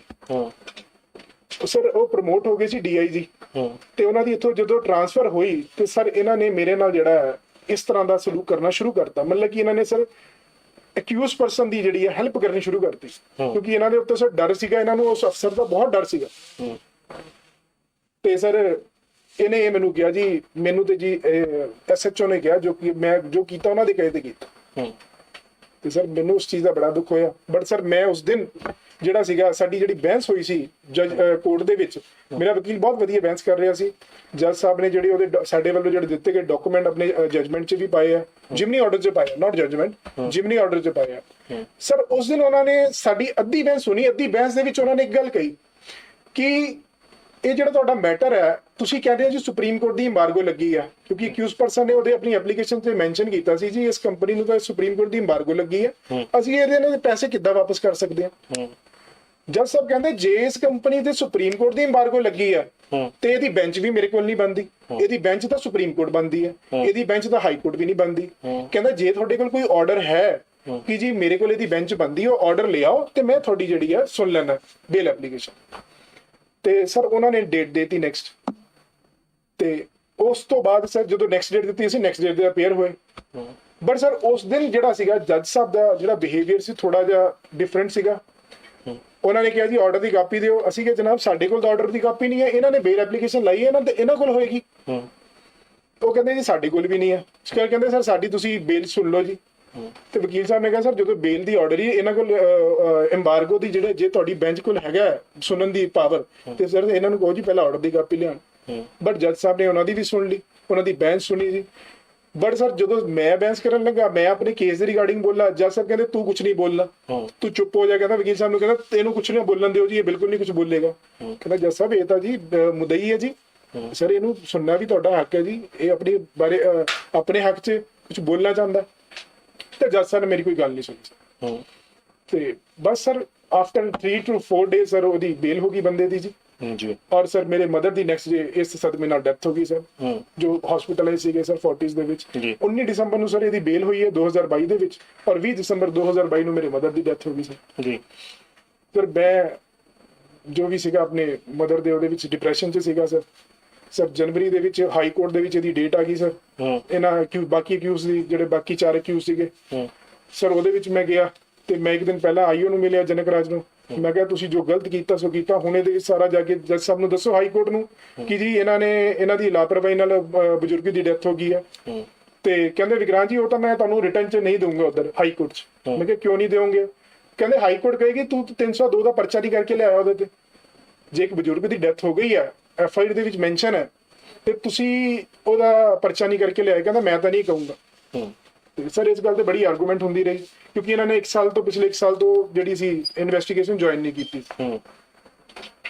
ਇਹਨਾਂ ਨੇ ਇਹ ਲਿਖਤਾ ਜੀ ਇਨਵੈਸਟੀਗੇਸ਼ਨ 1 ਸਾਲ ਤੋਂ ਨਹੀਂ ਜੁਆਇਨ ਕੀਤੀ ਹੈ। ਜਦੋਂ ਜੱਜ ਸਾਹਿਬ ਨੇ ਦੇਖਿਆ ਜੀ ਕਿ ਇਹਨੇ 1 ਸਾਲ ਤੋਂ ਇਨਵੈਸਟੀਗੇਸ਼ਨ ਜੁਆਇਨ ਨਹੀਂ ਕੀਤੀ, ਇਹਨਾਂ ਦੀ ਡਿਸਮਿਸ ਕਰ ਰਹੇ ਸੀ। ਬਟ ਉਹਨਾਂ ਨੇ ਸਰ ਬੜੀ ਰਿਕੁਐਸਟ ਕੀਤੀ ਇਹਨਾਂ ਦੇ ਐਡਵੋਕੇਟ ਨੇ ਪਟੀਸ਼ਨਰਸ, ਤੇ ਉਹਨਾਂ ਨੇ ਕਿਹਾ ਜੀ ਹੁਣ ਜਿਹੜੀ ਹੈ ਇਨਵੈਸਟੀਗੇਸ਼ਨ ਏਰੀਆ ਮੈਜਿਸਟ੍ਰੇਟ ਕੋਲ ਜਾ ਕੇ ਕਰਨਗੇ ਲੁਧਿਆਣਾ ਦੇ, ਤੇ ਉੱਥੇ ਆਈਓ ਨੂੰ ਕਾਲ ਆਏਗੀ, ਜਿਹੜੇ ਵੀ ਪਟੀਸ਼ਨਰਸ ਨੇ ਉੱਥੇ ਜਾ ਕੇ ਇਨਵੈਸਟੀਗੇਸ਼ਨ ਜੁਆਇਨ ਕਰਨਗੇ, ਔਰ ਜੋ ਪਟੀਸ਼ਨਰ ਇਨਵੈਸਟੀਗੇਸ਼ਨ ਜੁਆਇਨ ਨਹੀਂ ਕਰੇਗਾ ਉਹਦੀ ਜਿਹੜੀ ਹੈ ਇੰਟਰਮ ਵੈਕੇਟ ਕੀਤੀ ਜਾਵੇ। ਸਰ ਉਸ ਦਿਨ ਜਿਹੜੀ ਹੈ ਮੈਂ ਆਪ CGM ਸਾਹਿਬ ਦੀ ਕੋਰਟ 'ਚ ਗਿਆ ਸਵੇਰੇ 10 ਵਜੇ, ਤੇ 11-12 ਵਜੇ ਆਈਓ ਸਾਹਿਬ ਆਏ ਉੱਥੇ ਸਰ 2 ਹੀ ਪਰਸਨ ਜਿਹੜੇ ਸੀ ਮੌਜੂਦ ਸੀਗੇ, ਜਿਹੜੇ ਅਕਿਊਜ਼ ਪਰਸਨ ਸੀਗੇ, ਵਿਜੇ ਚੰਦਰ ਝਾ ਤੇ ਲਲਿਤ ਕੁਮਾਰ ਝਾ। ਸਰ ਇਹ 2 ਪਰਸਨਾਂ ਨੇ ਉੱਥੇ ਇਨਵੈਸਟੀਗੇਸ਼ਨ ਜੁਆਇਨ ਕੀਤੀ, ਕਿਉਂਕਿ ਮੈਂ ਸਰ ਸ਼ਾਮ 5 ਵਜੇ ਤੱਕ ਜਿਹੜਾ ਸੀ ਮੈਂ ਉਹ ਕੋਰਟ ਦੇ ਵਿੱਚ ਹੀ ਬੈਠਾ ਸੀਗਾ। ਤੇ ਸਰ ਮੈਂ ਫਿਰ ਉਹਨਾਂ ਨੂੰ ਪੁੱਛਿਆ ਆਈਓ ਸਾਹਿਬ ਨੂੰ, ਮੈਂ ਕਿਹਾ ਆਈਓ ਸਾਹਿਬ ਕਿਹਨੇ ਕੀਤੀ ਇਨਵੈਸਟੀਗੇਸ਼ਨ ਜੁਆਇਨ? ਕਹਿੰਦੇ ਜੀ ਮੇਰੇ ਕੋਲ ਤਾਂ 2 ਹੀ ਪਰਸਨ ਆਏ ਜੀ। ਮੈਂ ਕਿਹਾ ਠੀਕ ਹੈ ਸਰ। ਮੈਂ ਫਿਰ ਸਰ ਰੀਡਰ ਸਾਹਿਬ ਨਾਲ ਪੁਖਤਾ ਕੀਤਾ ਜੀ, ਉਹਨਾਂ ਨਾਲ ਫਾਈਨਲ ਕੀਤਾ ਜੀ। ਮੈਂ ਕਿਹਾ ਸਰ 2 ਹੀ ਕਿੰਨੇ ਪਰਸਨ ਆਏ ਆ? ਕਹਿੰਦੇ ਜੀ ਮੇਰੇ ਕੋਲ ਤਾਂ 2 ਹੀ ਪਰਸਨ ਆਏ ਨੇ, ਵਿਜੇ ਚੰਦਰ ਝਾ ਤੇ ਲਲਿਤ ਕੁਮਾਰ ਝਾ, ਇਹ 2 ਨੇ ਇਨਵੈਸਟੀਗੇਸ਼ਨ ਜੁਆਇਨ ਕੀਤੀ। ਨੈਕਸਟ ਡੇ ਸਰ ਮੈਂ ਉਹਨਾਂ ਨੂੰ ਕਿਹਾ ਸਰ ਤੁਸੀਂ ਹੁਣ ਇਹਨਾਂ ਤੇ ਅਰੈਸਟ ਪਾਓ, ਜਿਹੜਾ ਨੇ 2 ਨੇ ਨਹੀਂ ਕੀਤੀ, ਬਕਾਇਦਾ ਹਾਈ ਕੋਰਟ ਸਾਹਿਬ ਦਾ ਆਰਡਰ ਹੈ। ਤੇ ਕਹਿੰਦੇ ਹਾਂਜੀ ਵਿਕਰਾਂਤ ਜੀ ਕੱਲ ਕਰਦੇ ਆ, ਪਰਸੋਂ ਕਰਦੇ ਆ, ਨਰਸੋਂ ਕਰਦੇ। ਸਰ ਇਹਨਾਂ ਨੇ ਮਹੀਨਾ ਘੱਟਤਾ। ਮਹੀਨੇ ਬਾਅਦ ਸਰ ਅਸੀਂ ਹਾਈ ਕੋਰਟ ਗਿਆ ਜੀ, ਮੈਂ ਆਪਣੀ ਪੇਸ਼ੀ ਤੇ ਸਰ ਜਿਹੜੀ ਇਸ ਕੇਸ ਦੀ ਸੀਗੀ। ਸਰ ਸਵੇਰੇ ਮੈਨੂੰ ਆਈਓ ਸਾਹਿਬ ਦੀ 2 ਵਾਰੀ ਕਾਲ ਆ ਗਈ, ਵਿਕਰਾਂਤ ਜੀ ਤੁਸੀਂ ਆ ਜਾਣਾ ਹਾਈ ਕੋਰਟ? ਮੈਂ ਕਿਹਾ ਡੈਫੀਨਿਟਲੀ ਮੈਂ ਤਾਂ ਔਨ ਵੇ ਆ ਜੀ, ਮੈਂ ਤੇ ਆਉਂਗਾ। ਤੇ ਮੈਂ ਸਰ ਉੱਥੇ ਗਿਆ, ਆਲਰੇਡੀ ਸਰ ਬਹੁਤ ਵੱਡਾ ਉੱਥੇ ਇਹਨਾਂ ਨੇ ਪ੍ਰੀ ਪਲਾਨ ਕੀਤਾ ਹੋਇਆ, ਸਾਰੇ ਅਕਿਊਜ਼ ਪਰਸਨ ਆਏ ਸੀ ਉੱਥੇ, ਜਿਹੜਿਆਂ ਨੇ ਇਨਵੈਸਟੀਗੇਸ਼ਨ ਜੁਆਇਨ ਨਹੀਂ ਕੀਤੀ। ਜਿਨ੍ਹਾਂ ਨੇ ਨਹੀਂ ਕੀਤੀ ਉਹ ਸ਼ੀਲਾ ਕੁਮਾਰੀ ਸੀ ਤੇ ਸਰ ਅਨਿਲ ਕੁਮਾਰ ਸ਼੍ਰੀਵਾਸਤਵ। ਨਹੀਂ ਸਰ ਅਨਿਲ ਕੁਮਾਰ ਸ਼੍ਰੀਵਾਸਤਵ ਨਹੀਂ ਉਦਣ ਆਇਆ ਸੀ, ਸ਼ੀਲਾ ਕੁਮਾਰੀ ਆਈ ਸੀ ਤੇ ਵਿਜੇ ਚੰਦਰ ਝਾ ਤੇ ਲਲਿਤ ਝਾ। ਤੇ ਮੈਂ ਕਿਹਾ ਸਰ ਇਹ ਤਾਂ ਆਏ ਨਹੀਂ, ਇਹ ਤਾਂ ਇੱਥੇ ਹੈਗੇ ਨੇ, ਸ਼ੀਲਾ ਕੁਮਾਰੀ ਤੁਸੀਂ ਇੱਥੇ ਅਰੈਸਟ ਪਾਓ। ਤੇ ਕਹਿੰਦੇ ਵਿਕਰਾਂਤ ਜੀ ਕੋਈ ਗੱਲ ਨਹੀਂ ਬਾਅਦ ਦੇ ਵਿੱਚ ਪਾ ਲੈਣੇ, ਇੱਥੋਂ ਦੇ ਇਹਨਾਂ ਦੀ ਡਿਸਮਿਸ ਹੀ ਹੋਣੀ ਹੈ। ਸਰ ਅੰਦਰ ਜਾ ਕੇ ਇਹਨਾਂ ਨੇ ਉੱਥੇ ਪਤਾ ਨਹੀਂ ਕੀ ਕੰਮ ਕੀਤਾ ਹਾਈ ਕੋਰਟ ਦੇ ਵਿੱਚ। ਸਰ ਜੱਜ ਸਾਹਿਬ ਨੇ ਸਾਰਿਆਂ ਨੂੰ ਦੁਬਾਰਾ ਜਿਹੜੀ ਹੈ ਇਨਵੈਸਟੀਗੇਸ਼ਨ ਜੁਆਇਨ ਕਰਾਤੀ। ਔਰ ਸਰ ਮੈਂ ਜਦੋਂ ਸ਼ਾਮੀ ਦੇਖਿਆ ਉਹਦੇ ਵਿੱਚ ਲਿਖਿਆ ਸੀ ਜੀ, ਜਿਹੜਾ ਆਈਓ ਹੈ ਉਹਨੇ ਕਿਹਾ ਜੀ ਇਹਨਾਂ ਨੇ ਸਾਰਿਆਂ ਨੇ ਇਨਵੈਸਟੀਗੇਸ਼ਨ ਤਾਂ ਜੁਆਇਨ ਕੀਤੀ ਹੈ ਬਟ ਇਹਨਾਂ ਨੇ ਕੋਆਪਰੇਟ ਨਹੀਂ ਕੀਤਾ ਸਰ। ਮਤਲਬ ਕਿ ਸਰ ਜਿਨ੍ਹਾਂ ਨੇ ਨਹੀਂ ਕੀਤੀ ਸੀ ਉਹਨਾਂ ਦੀ ਵੀ ਇਨਵੈਸਟੀਗੇਸ਼ਨ ਜੁਆਇਨ ਕਰਾਇਆ। ਉੱਥੇ ਸਰ ਹਾਈ ਕੋਰਟ ਦੇ ਵਿੱਚ ਜਾ ਕੇ ਝੂਠੀ ਗਵਾਹੀ ਦੇ ਕੇ ਆਇਆ। ਮੈਂ ਇਹਨਾਂ ਨੂੰ ਕਾਲ ਕੀਤੀ, ਮੈਂ ਕਿਹਾ ਹਾਂਜੀ ਸਰ ਦੱਸੋ ਤੁਸੀਂ ਝੂਠ ਕਿਉਂ ਬੋਲੇ ਹੋ? ਕਹਿੰਦੇ ਮੈਂ ਤਾਂ ਨਹੀਂ ਬੋਲਿਆ ਜੀ, ਕਹਿੰਦੇ ਹਾਈ ਕੋਰਟ ਨੇ ਸ਼ਾਇਦ ਗਲਤ ਆਰਡਰ ਕਰਤਾ। ਮੈਂ ਕਿਹਾ ਠੀਕ ਹੈ।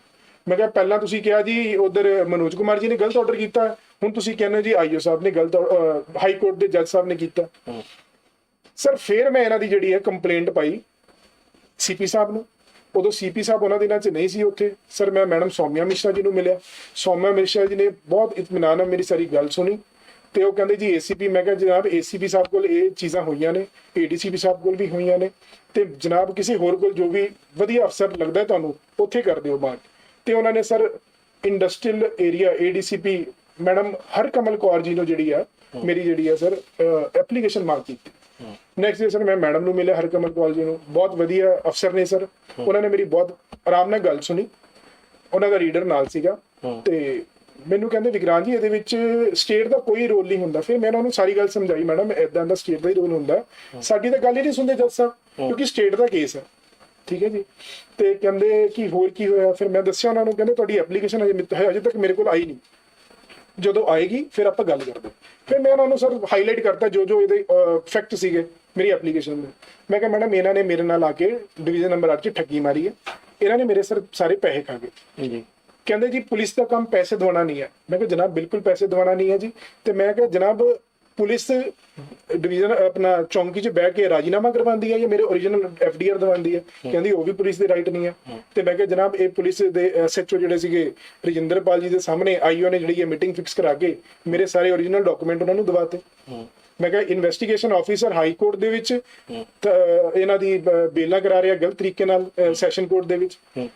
ਫਿਰ ਜਨਾਬ ਹਰਕਮਲ ਕੌਰ ਮੈਡਮ ਨੇ ਰੀਡਰ ਸਾਹਿਬ ਨੂੰ ਆਰਡਰ ਕੀਤਾ ਕਿ ਸਾਰੇ ਹੀ ਪਾਰਟੀ ਜਿਹੜੇ ਪੁਲਿਸ ਅਫਸਰ ਨੇ ਸਾਰਿਆਂ ਨੂੰ ਕੱਲ ਇੱਧਰ ਬੁਲਾ ਲਓ ਤੇ ਆਮਨੇ ਸਾਹਮਣੇ ਕਰਾਓ। ਮੈਂ ਕਿਹਾ ਮੈਡਮ ਇਹ ਤੁਹਾਡਾ ਸਭ ਤੋਂ ਵਧੀਆ ਮੈਨੂੰ ਜਿਹੜਾ ਹੈ ਡਿਸੀਜਨ ਲੱਗਿਆ। ਮੈਂ ਗੱਲ ਕਰਕੇ ਸਰ ਬਾਹਰ ਆ ਗਿਆ। ਮੈਂ ਰੀਡਰ ਸਾਹਿਬ ਨੂੰ ਕਿਹਾ ਸਰ ਤੁਹਾਡੇ ਕੋਲ ਤੱਕ ਐਪਲੀਕੇਸ਼ਨ ਨਹੀਂ ਆਈ? ਕਹਿੰਦੇ ਜੀ ਕੱਲ ਤੱਕ ਆ ਜਾਏਗੀ। ਮੈਂ 2 ਦਿਨ ਬਾਅਦ ਫਿਰ ਗਿਆ ਸਰ, ਕਹਿੰਦੇ ਅੱਜ ਵੀ ਨਹੀਂ ਆਈ। ਮੈਂ ਸਰ ਇਹਨਾਂ ਦੇ ਕੰਪਲੇਂਟ ਬ੍ਰਾਂਚ ਚਲਾ ਗਿਆ। ਕੰਪਲੇਂਟ ਬ੍ਰਾਂਚ ਵਾਲੇ ਕਹਿੰਦਾ ਉਹ ਤਾਂ ਜਦੋਂ ਤੁਹਾਨੂੰ ਮੈਸੇਜ ਆਉਂਦਾ ਤੁਹਾਡੀ ਯੂਆਈਡੀ ਨੰਬਰ ਦਾ, ਕਹਿੰਦੇ ਉਸੇ ਟਾਈਮ ਉਹਨਾਂ ਨੂੰ ਮੇਲ ਹੋ ਜਾਂਦੀ ਹੈ। ਮੈਂ ਉਹਨਾਂ ਕੋਲ ਗਿਆ, ਮੈਂ ਕਿਹਾ ਸਰ ਅੱਜ ਤਾਂ 6 ਦਿਨ ਹੋ ਗਏ ਆ ਤੁਹਾਡੇ ਕੋਲ ਆਇਆ ਨਹੀਂ ਜੀ। ਕਹਿੰਦਾ ਮੇਰੇ ਕੋਲ ਅਜੇ ਤੱਕ ਡਾਕ ਨਹੀਂ ਆਈ। ਮੈਂ ਕਿਹਾ ਸਰ ਤੁਹਾਡੇ ਕੋਲ ਡਾਕ ਨਹੀਂ, ਮੇਲ ਤਾਂ ਆ ਗਈ ਹੈ, ਤੁਸੀਂ ਮੇਲ ਤੋਂ ਇਹਨੂੰ ਪ੍ਰਿੰਟ ਆਊਟ ਕਰ ਲਓ। ਸਰ ਅੱਗੇ ਦੇਖੋ ਜੀ ਰੀਡਰ ਸਾਹਿਬ ਦਾ ਕੀ ਸੀਗਾ, ਇੱਕ ਜਿਹੜਾ ਐਕਸਕਿਊਜ਼ ਸੀਗਾ ਕਿ ਜੀ ਪੇਪਰ ਹੈ ਨਹੀਂ ਜੀ।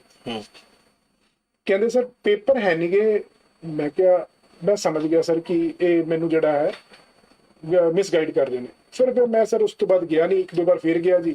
ਰੀਡਰ ਸਾਹਿਬ ਉਦੋਂ ਸੀਗੇ ਨਹੀਂ ਉੱਥੇ ਅਵੇਲੇਬਲ। ਫਿਰ ਮੈਨੂੰ ਸਰ ਸੀਪੀ ਸਾਹਿਬ ਆਪਣੀ ਆਫਟਰ ਹੌਲੀਡੇਜ਼ ਆ ਗਏ ਸੀ। ਮੈਂ ਸਰ ਰੀਸੈਂਟਲੀ ਸੀਪੀ ਸਾਹਿਬ ਨੂੰ ਮਿਲਿਆ ਸੀਗਾ ਤੇ ਮੈਂ ਕਿਹਾ ਸੀਪੀ ਸਾਹਿਬ ਏਦਾਂ ਤਾਂ ਮੇਰੇ ਨਾਲ ਹੋਇਆ। ਉਦੋਂ ਸੀਪੀ ਸਾਹਿਬ ਬਹੁਤ ਬਿਜ਼ੀ ਸੀਗੇ।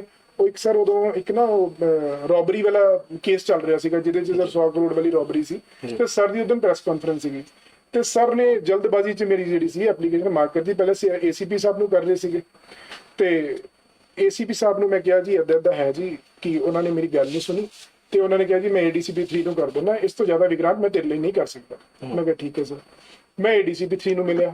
ਆਲਰੇਡੀ ਪਹਿਲਾਂ ਮੈਂ ਏਡੀਸੀਪੀ ਸਾਹਿਬ ਜਿਹੜੇ ਸੀਗੇ ਸ਼ੁਭਮ ਅਗਰਵਾਲ ਜੀ ਉਹਨਾਂ ਨੂੰ ਮੈਂ ਜਿਹੜੀ ਆਪਣੀ ਐਪਲੀਕੇਸ਼ਨ ਉਹਨਾਂ ਨੂੰ ਦੇ ਚੁੱਕਾ ਸੀ ਆਈਓ ਦੇ ਖਿਲਾਫ ਕਿ ਮੇਰੇ ਨਾਲ ਸਰ ਇਹ ਕੀਤਾ ਤੇ ਉਹਨਾਂ ਨੇ ਸਰ ਉਹ ਏਸੀਪੀ ਜਸਰੂਪ ਕੌਰ ਬਾੜ ਜੀ ਨੂੰ ਕੀਤੀ ਸੀ ਐਪਲੀਕੇਸ਼ਨ ਮਾਰਕ।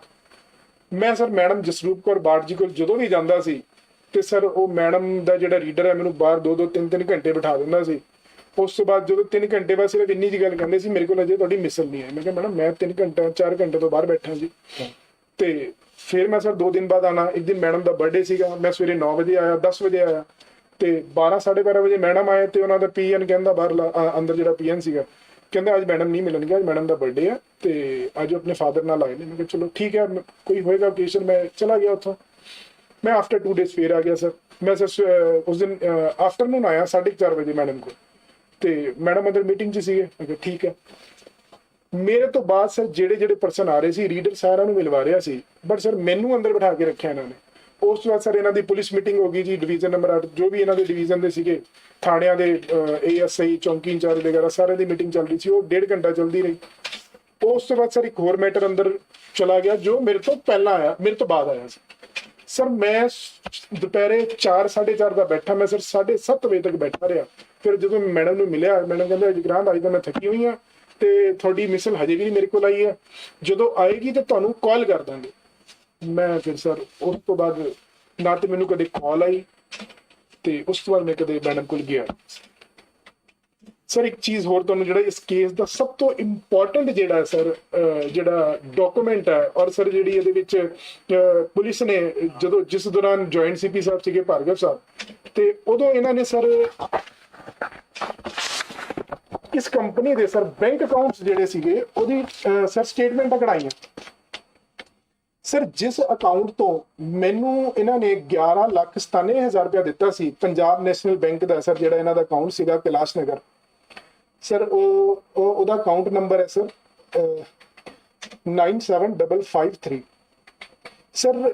ਹੁਣ ਮੈਂ ਇਹਦੇ ਵਿੱਚ ਦੱਸਣਾ ਚਾਹਾਂਗਾ, ਇਹ ਕਹਿੰਦੇ ਨੇ ਜੀ ਕੰਪਨੀ ਤੋਂ ਸਾਨੂੰ ਜਿਹੜੇ ਨੇ ਪੈਸੇ ਨਹੀਂ ਆ ਰਹੇ, ਔਰ ਸਾਡੇ ਕੋਲ ਕੋਈ ਅਥਾਰਟੀ ਨਹੀਂ ਹੈ ਤੁਹਾਨੂੰ ਦੇਣ ਦੀ, ਜਦ ਤੱਕ ਕੰਪਨੀ ਨਹੀਂ ਦੇਗੀ ਅਸੀਂ ਤੁਹਾਨੂੰ ਨਹੀਂ ਦੇ ਸਕਦੇ ਸਰ। ਇਹ ਇੰਨਾ ਵੱਡਾ ਝੂਠ ਬੋਲਦੇ ਨੇ ਨਾਰਮਲ ਪਬਲਿਕ ਨਾਲ ਕਿ ਸਰ ਉਹਦੀ ਕੋਈ ਹੱਦ ਨਹੀਂ ਹੈ। ਇਹਨਾਂ ਲਈ ਸਰ ਕਿਸੇ ਵੀ ਬਜ਼ੁਰਗ ਦੇ ਕੋਈ ਇਮੋਸ਼ਨਸ ਮਾਇਨੇ ਨਹੀਂ ਰੱਖਦੇ ਸਰ।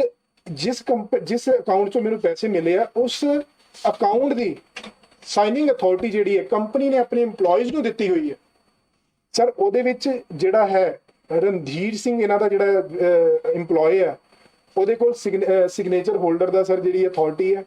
ਔਰ ਸਰ ਜਿਹੜੀ ਇਸ ਕੇਸ ਦੇ ਵਿੱਚ ਜਿਹੜੀ ਇਹਨਾਂ ਦੀ ਬ੍ਰਾਂਚ ਮੈਨੇਜਰ ਹੈ ਸ਼ੀਲਾ ਸ਼ੁਕਲਾ, ਉਹ ਇਸ ਅਕਾਊਂਟ ਦੀ ਸਰ ਸਿਗਨੇਚਰ ਜਿਹੜੀ ਹੈ ਸਰ ਉਹਦੇ ਕੋਲ ਪਾਵਰ ਹੈ, ਉਹ ਕਿਸੇ ਨੂੰ ਵੀ ਜਿਹੜੀ ਹੈ ਅਮਾਉਂਟ ਰਿਲੀਜ਼ ਕਰਕੇ ਦੇ ਸਕਦੀ ਹੈ।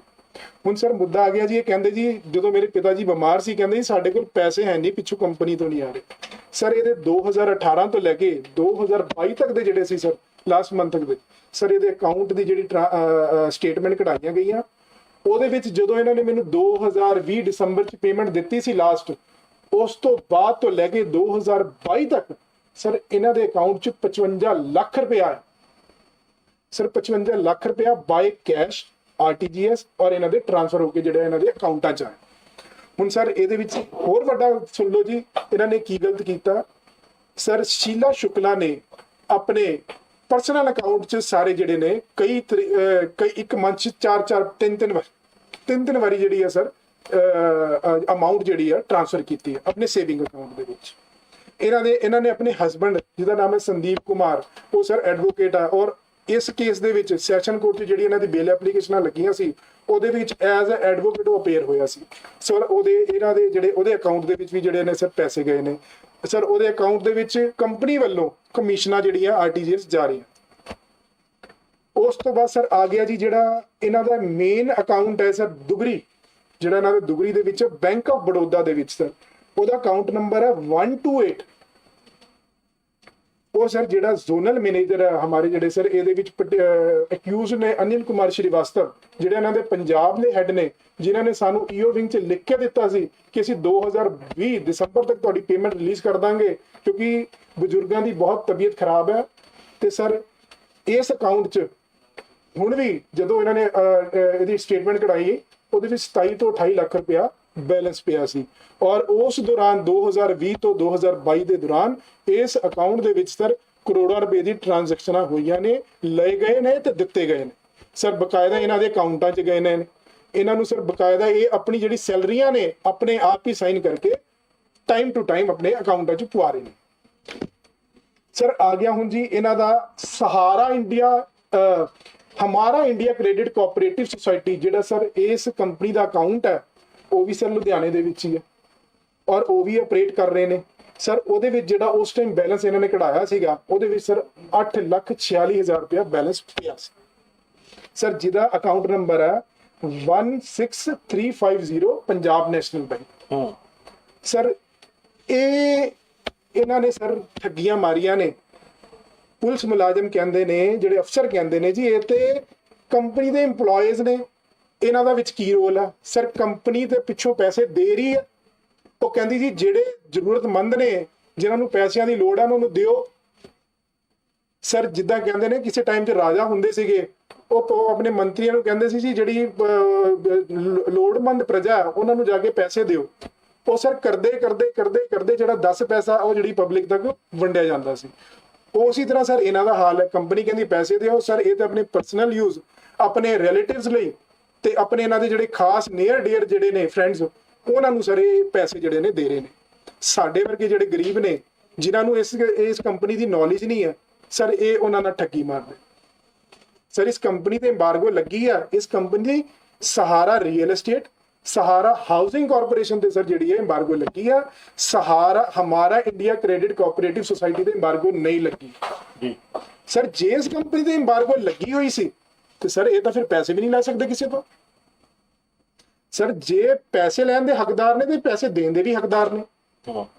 ਸਰ ਕੈਸ਼ ਲੋਕਾਂ ਤੋਂ ਪੈਸੇ ਲੈ ਰਹੇ ਨੇ। ਸਰ ਤੁਸੀਂ ਇਹ ਦੇਖੋ, ਕਰੋਨਾ ਦੇ ਦਿਨਾਂ 'ਚ ਲੋਕਾਂ ਕੋਲ ਪੈਸੇ ਨਹੀਂ ਸੀ, ਇਹਨਾਂ ਨੇ ਲੋਕਾਂ ਤੋਂ ਕੈਸ਼ ਪੈਸੇ ਆਪਣੇ ਬੈਂਕਾਂ ਦੇ ਵਿੱਚ ਜਿਹੜੇ ਨੇ ਕਰੰਟ ਅਕਾਊਂਟ ਦੇ ਵਿੱਚ ਪੈਸੇ ਜਿਹੜੇ ਨੇ ਸਰ ਜਮ੍ਹਾਂ ਕਰਵਾਏ ਨੇ। ਲੱਖਾਂ ਰੁਪਏ ਦੀ ਸਰ ਇਹਨਾਂ ਦੀ ਟ੍ਰਾਂਜੈਕਸ਼ਨਾਂ ਨੇ। ਸਰ ਹੁਣ ਇਹ ਕਹਿੰਦੇ, ਹੁਣ ਸਰ ਮੈਨੂੰ ਇਹ ਦੱਸ ਦਿਓ ਕਿਸ ਪਾਸਿਓਂ ਕਿ ਇਹ ਸਰ ਮਾਸੂਮ ਨੇ। ਹੁਣ ਸਰ ਪੁਲਿਸ ਜਿਹੜੀ ਹੈ ਚਲਾਨ ਪੇਸ਼ ਨਹੀਂ ਕਰ ਰਹੀ। ਸਰ ਮੈਂ ਹੁਣ ਜਦੋਂ ਇਹਨਾਂ ਦੀ ਸਰ ਸਾਰਿਆਂ ਦੀ ਬੇਲਾਂ ਹੋ ਗਈਆਂ ਨੇ ਹਾਈ ਕੋਰਟ ਤੋਂ, ਕਿਉਂਕਿ ਸਰ ਮੈਂ ਹਾਈ ਕੋਰਟ 'ਚ ਇਨ ਪਰਸਨ ਖੁਦ ਪੇਸ਼ ਹੋਇਆ ਸੀ ਆਪਣੇ ਕੇਸ ਲਈ। ਮੈਂ ਸਰ ਆਈਓ ਦੇ ਬਾਰੇ ਦੱਸਿਆ ਜੱਜ ਸਾਹਿਬ ਨੂੰ, ਉਹਦੇ ਵਿੱਚ ਮੇਰੀ ਐਪਲੀਕੇਸ਼ਨ 'ਚ ਸਰ ਇੱਕ ਥੋੜੀ ਜਿਹੀ ਕਰੈਕਸ਼ਨ ਜਿਹੜੀ ਸੀਗੀ ਉਹਦੇ ਵਿੱਚ ਹੋ ਗਈ ਸੀ ਤੇ ਜੱਜ ਸਾਹਿਬ ਕਹਿੰਦੇ ਜੀ ਇਹ ਥੋੜੀ ਜਿਹੀ ਤੁਹਾਡੀ ਐਪਲੀਕੇਸ਼ਨ ਗਲਤ ਹੈ, ਬਟ ਤੁਹਾਡੇ ਪੁਆਇੰਟ ਸਹੀ ਨੇ। ਕਹਿੰਦਾ ਮੈਂ ਵਿਕਰਾਂਤ ਤੁਹਾਡੇ ਲਈ ਇਹ ਕਰ ਸਕਦਾ ਕਿ ਜਿਹੜੇ ਤੁਹਾਡੀ ਐਪਲੀਕੇਸ਼ਨ ਹੈ ਏਰੀਆ ਮੈਜਿਸਟ੍ਰੇਟ ਨੂੰ ਜਿਹੜਾ ਮੈਂ ਉਹਨਾਂ ਨੂੰ ਜਿਹੜੀ ਮਾਰਕ ਕਰ ਸਕਦਾ। ਬਟ ਸਰ ਮੈਂ ਦਿਲ 'ਚ ਇਹ ਸੋਚਿਆ ਕਿ ਸਰ ਸੈਸ਼ਨ ਕੋਰਟ ਤੱਕ ਤੇ ਇਹਨਾਂ ਦੀ ਇੰਨੀ ਅਪਰੋਚ ਹੈ ਤੇ ਸਰ ਇਹ ਕਿੱਥੇ ਵੀ ਅਪਰੋਚ ਕਰ ਸਕਦੇ ਨੇ। ਸਰ ਸੀਜੀਐਮ ਸਾਹਿਬ ਦੀ ਕੋਰਟ ਦੇ ਵਿੱਚ ਜੇ 4 ਬੰਦਿਆਂ ਦੇ ਬਜਾਏ 2 ਬੰਦਿਆਂ ਨੇ ਇਨਵੈਸਟੀਗੇਸ਼ਨ ਜੁਆਇਨ ਕੀਤੀ, 2 ਨੇ ਨਹੀਂ ਕੀਤੀ, ਇਹਨੇ ਤਾਂ ਸਰ ਹਾਈ ਕੋਰਟ 'ਚ ਜਾ ਕੇ ਝੂਠੇ ਬਿਆਨ ਦਿੱਤੇ। ਸਰ ਯਾਨੀ ਕਿ ਸਰ ਇਹਨਾਂ ਲਈ ਜੁਡੀਸ਼ਰੀ ਔਰ ਕੋਈ ਜਿਹੜਾ ਕਾਨੂੰਨ ਹੈ ਕੋਈ ਮਾਇਨੇ ਨਹੀਂ ਰੱਖਦਾ। ਸਰ ਸ਼ਸ਼ੀ ਭੂਸ਼ਣ ਨੇ ਇੱਕ ਦਫਾ ਸਰ ਸਾਡੇ ਏਰੀਏ ਦੇ ਇਹਨੇ ਸਰ ਕੋਈ ਐਸੀ ਚੀਜ਼ ਨਹੀਂ ਸ਼ਸ਼ੀ ਭੂਸ਼ਣ ਨੇ ਕਿ ਕੋਈ ਮੇਰੇ ਨਾਲ ਅਪਰੋਚ ਨਾ ਕੀਤੀ ਹੋਵੇ। ਇੱਕ ਦਫਾ ਜਦੋਂ ਤੇ ਸਰ ਇਹ ਇਹਨਾਂ ਨੇ ਮੇਰੇ ਨਾਲ ਜਿਹੜੀਆਂ ਨੇ ਚੀਜ਼ਾਂ ਕੀਤੀਆਂ ਨੇ ਸਰ, ਤੇ ਅੱਜ ਵੀ ਤੁਹਾਨੂੰ ਇਨਸਾਫ ਨਹੀਂ ਮਿਲ ਰਿਹਾ, ਤੁਸੀਂ ਇਨਸਾਫ ਦੀ ਧੱਕੇ ਕਰ ਰਹੇ ਹੋ। ਸਰ ਮੇਰੇ ਉੱਤੇ ਹਮਲਾ ਹੋਇਆ ਜਦੋਂ ਸ਼ਸ਼ੀ ਭੂਸ਼ਣ ਦੀ ਬੇਲ ਐਪਲੀਕੇਸ਼ਨ ਚੱਲ ਰਹੀ ਸੀ ਤੇ 8 ਤੋਂ 9 ਤਰੀਕ ਦਸੰਬਰ ਨੂੰ ਸਰ ਮੈਂ ਆਪਣੇ ਘਰੋਂ ਡੰਡੀ ਸਵਾਮੀ ਮੰਦਿਰ ਜਾ ਰਿਹਾ ਸੀ ਪੈਦਲ, ਤੇ ਇੱਕ ਗੱਡੀ ਨੇ ਮੈਨੂੰ ਹਿੱਟ ਕਰਨ ਦੀ ਕੋਸ਼ਿਸ਼ ਕੀਤੀ ਪ੍ਰਿੰਸ ਹੌਸਟਲ ਰੋਡ ਤੇ ਜਿਹਦਾ ਕੋਈ ਨੰਬਰ ਨਹੀਂ ਸੀਗਾ। ਮੈਂ ਸਰ ਹਨੇਰੇ 'ਚ ਉਹਦਾ ਨੰਬਰ ਵੀ ਦੇਖਣ ਦੀ ਕੋਸ਼ਿਸ਼ ਕੀਤੀ, ਉਹ ਸਰ ਬਿਨਾਂ ਨੰਬਰ ਦੇ ਗੱਡੀ ਸੀਗੀ, ਬਲੈਕ ਰੰਗ ਦੀ ਸੀਗੀ। ਮੈਂ ਸਰ 100 ਨੰਬਰ ਤੇ ਕਾਲ ਕੀਤੀ, ਮੈਂ ਉਹਦੀ ਆਪਣੀ ਕੰਪਲੇਂਟ ਰਜਿਸਟਰ ਕਰਾਈ, ਆਈਓ ਨੂੰ ਕਾਲ ਕੀਤੀ ਜਨਕ ਰਾਜ ਨੂੰ। ਉਦੋਂ ਤੱਕ ਮੈਨੂੰ ਨਹੀਂ ਪਤਾ ਸੀ ਕਿ ਇਹਨਾਂ ਨੇ ਮੇਰੇ ਨਾਲ ਗਲਤ ਕੀਤਾ ਤੇ ਉਹ ਵੀ ਸਰ ਕੋਈ ਨਾ ਤੇ ਉੱਥੇ ਪੀਸੀਆਰ ਆਈ ਨਾ ਤੇ ਕੋਈ ਹੋਰ ਪਰਸਨ ਆਇਆ। ਮੈਂ ਅੱਧਾ ਘੰਟਾ ਉੱਥੇ ਖੜਾ ਰਿਹਾ। ਫਿਰ ਸਰ ਮੈਂ ਆਪਣੀ ਜਾਨ ਬਚਾ ਕੇ ਕਿਸੇ ਤਰੀਕੇ ਨਾਲ ਆਪਣੇ ਘਰ ਗਿਆ। ਫਿਰ ਮੈਂ ਸਰ ਇੱਕ ਐਪਲੀਕੇਸ਼ਨ ਡੀਜੀਪੀ ਸਾਹਿਬ ਨੂੰ ਦਿੱਤੀ ਕਿ ਜੀ ਮੈਨੂੰ ਪੁਲਿਸ ਪ੍ਰੋਟੈਕਸ਼ਨ ਦਿੱਤੀ ਜਾਵੇ। ਫਿਰ ਸੀਪੀ ਸਾਹਿਬ ਨੂੰ ਦਿੱਤੀ ਕਿ ਮੈਨੂੰ ਪੁਲਿਸ ਪ੍ਰੋਟੈਕਸ਼ਨ ਦਿੱਤੀ ਜਾਵੇ।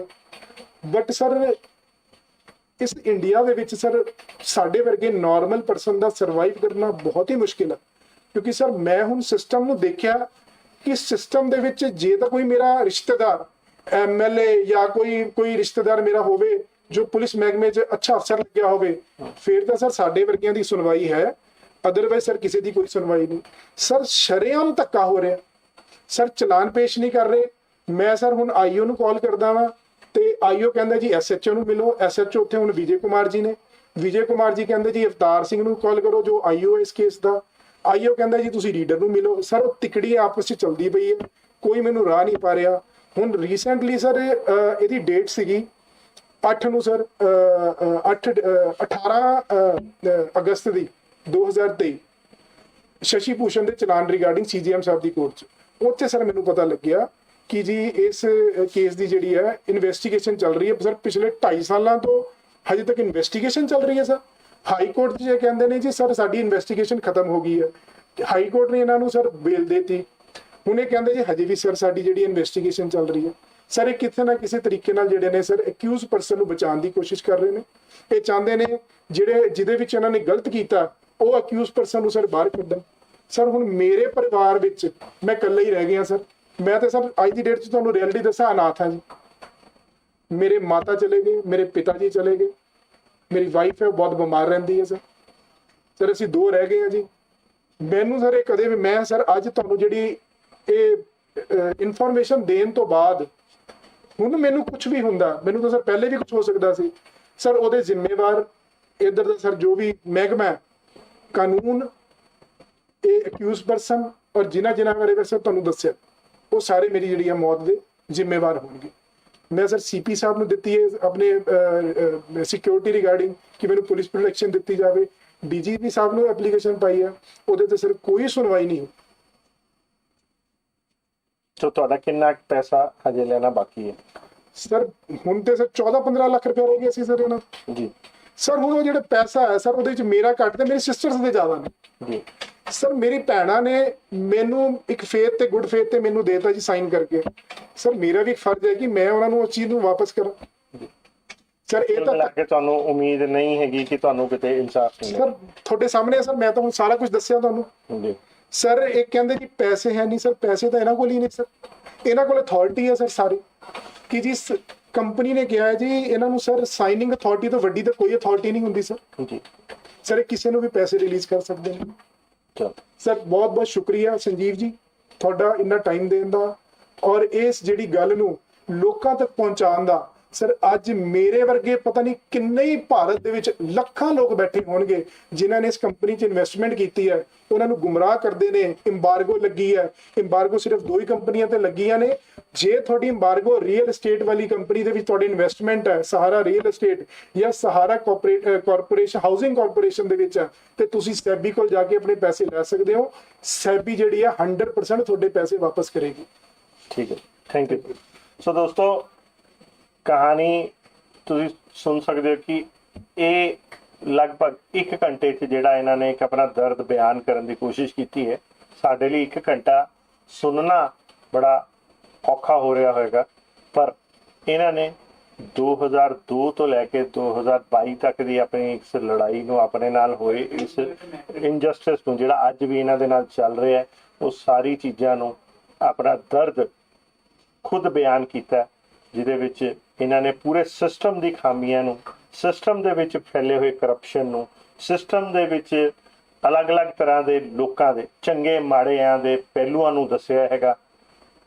ਤੇ ਸਾਡਾ ਵੀ ਇਹਨਾਂ ਦੀ ਗੱਲ ਤੁਹਾਡੇ ਤੱਕ ਪਹੁੰਚਾਉਣ ਦਾ ਮਕਸਦ ਇੱਕੋ ਹੀ ਸੀ ਕਿ ਇਹ ਜੋ ਆਮ ਭਾਰਤੀ ਅੱਜ ਮਹਿਸੂਸ ਕਰ ਰਿਹਾ ਹੈ, ਉਹ ਚੀਜ਼ ਸਿਸਟਮ ਤੱਕ ਪਹੁੰਚਾਈ ਜਾ ਸਕੇ। ਤੇ ਸਿਸਟਮ 'ਚ ਕਿਤੇ ਨਾ ਕਿਤੇ ਜਿਹੜੇ ਬਹੁਤ ਸਾਰੇ ਬੁੱਧੀਜੀਵੀ ਵੀ ਹੈ, ਜਿੱਦਾਂ ਕਿ ਇਹਨਾਂ ਨੇ ਖੁਦ ਬਹੁਤ ਸਾਰੇ ਚੰਗੇ ਅਧਿਕਾਰੀਆਂ ਦਾ, ਚੰਗੇ ਜੁਡੀਸ਼ਰੀ ਦਾ, ਚੰਗੇ ਹੋਰ ਵੀ ਲੋਕਾਂ ਦੇ ਸਿਸਟਮ ਦੇ ਵਿੱਚ ਜਿਹੜੇ ਹੈਗੇ ਆ, ਉਹਨਾਂ ਤੱਕ ਇਹ ਗੱਲ ਪਹੁੰਚੇ ਤੇ ਕਿਤੇ ਨਾ ਕਿਤੇ ਸਿਸਟਮ ਦੇ ਵਿੱਚ ਸੁਧਾਰ ਲਿਆ ਕੇ ਇਸ ਸੁਸਾਇਟੀ ਦੇ ਵਿੱਚ ਸੁਧਾਰ ਜਿਹੜਾ ਕੀਤਾ ਜਾ ਸਕੇ।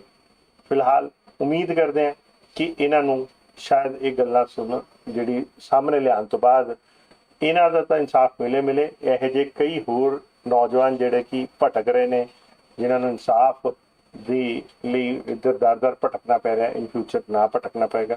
ਦੇਖਦੇ ਰਹੋ, ਬਨੇ ਰਹੋ ਜਾਣੀ ਚਾਹੀਦੀ। ਧੰਨਵਾਦ, ਨਮਸਕਾਰ ਔਰ ਸਤਿ ਸ਼੍ਰੀ ਅਕਾਲ ਦੋਸਤੋ। ਦੇਸ਼ ਦੇ ਵਿੱਚ ਸਿਸਟਮ, ਪ੍ਰਸ਼ਾਸਨ ਦੇ ਵਿੱਚ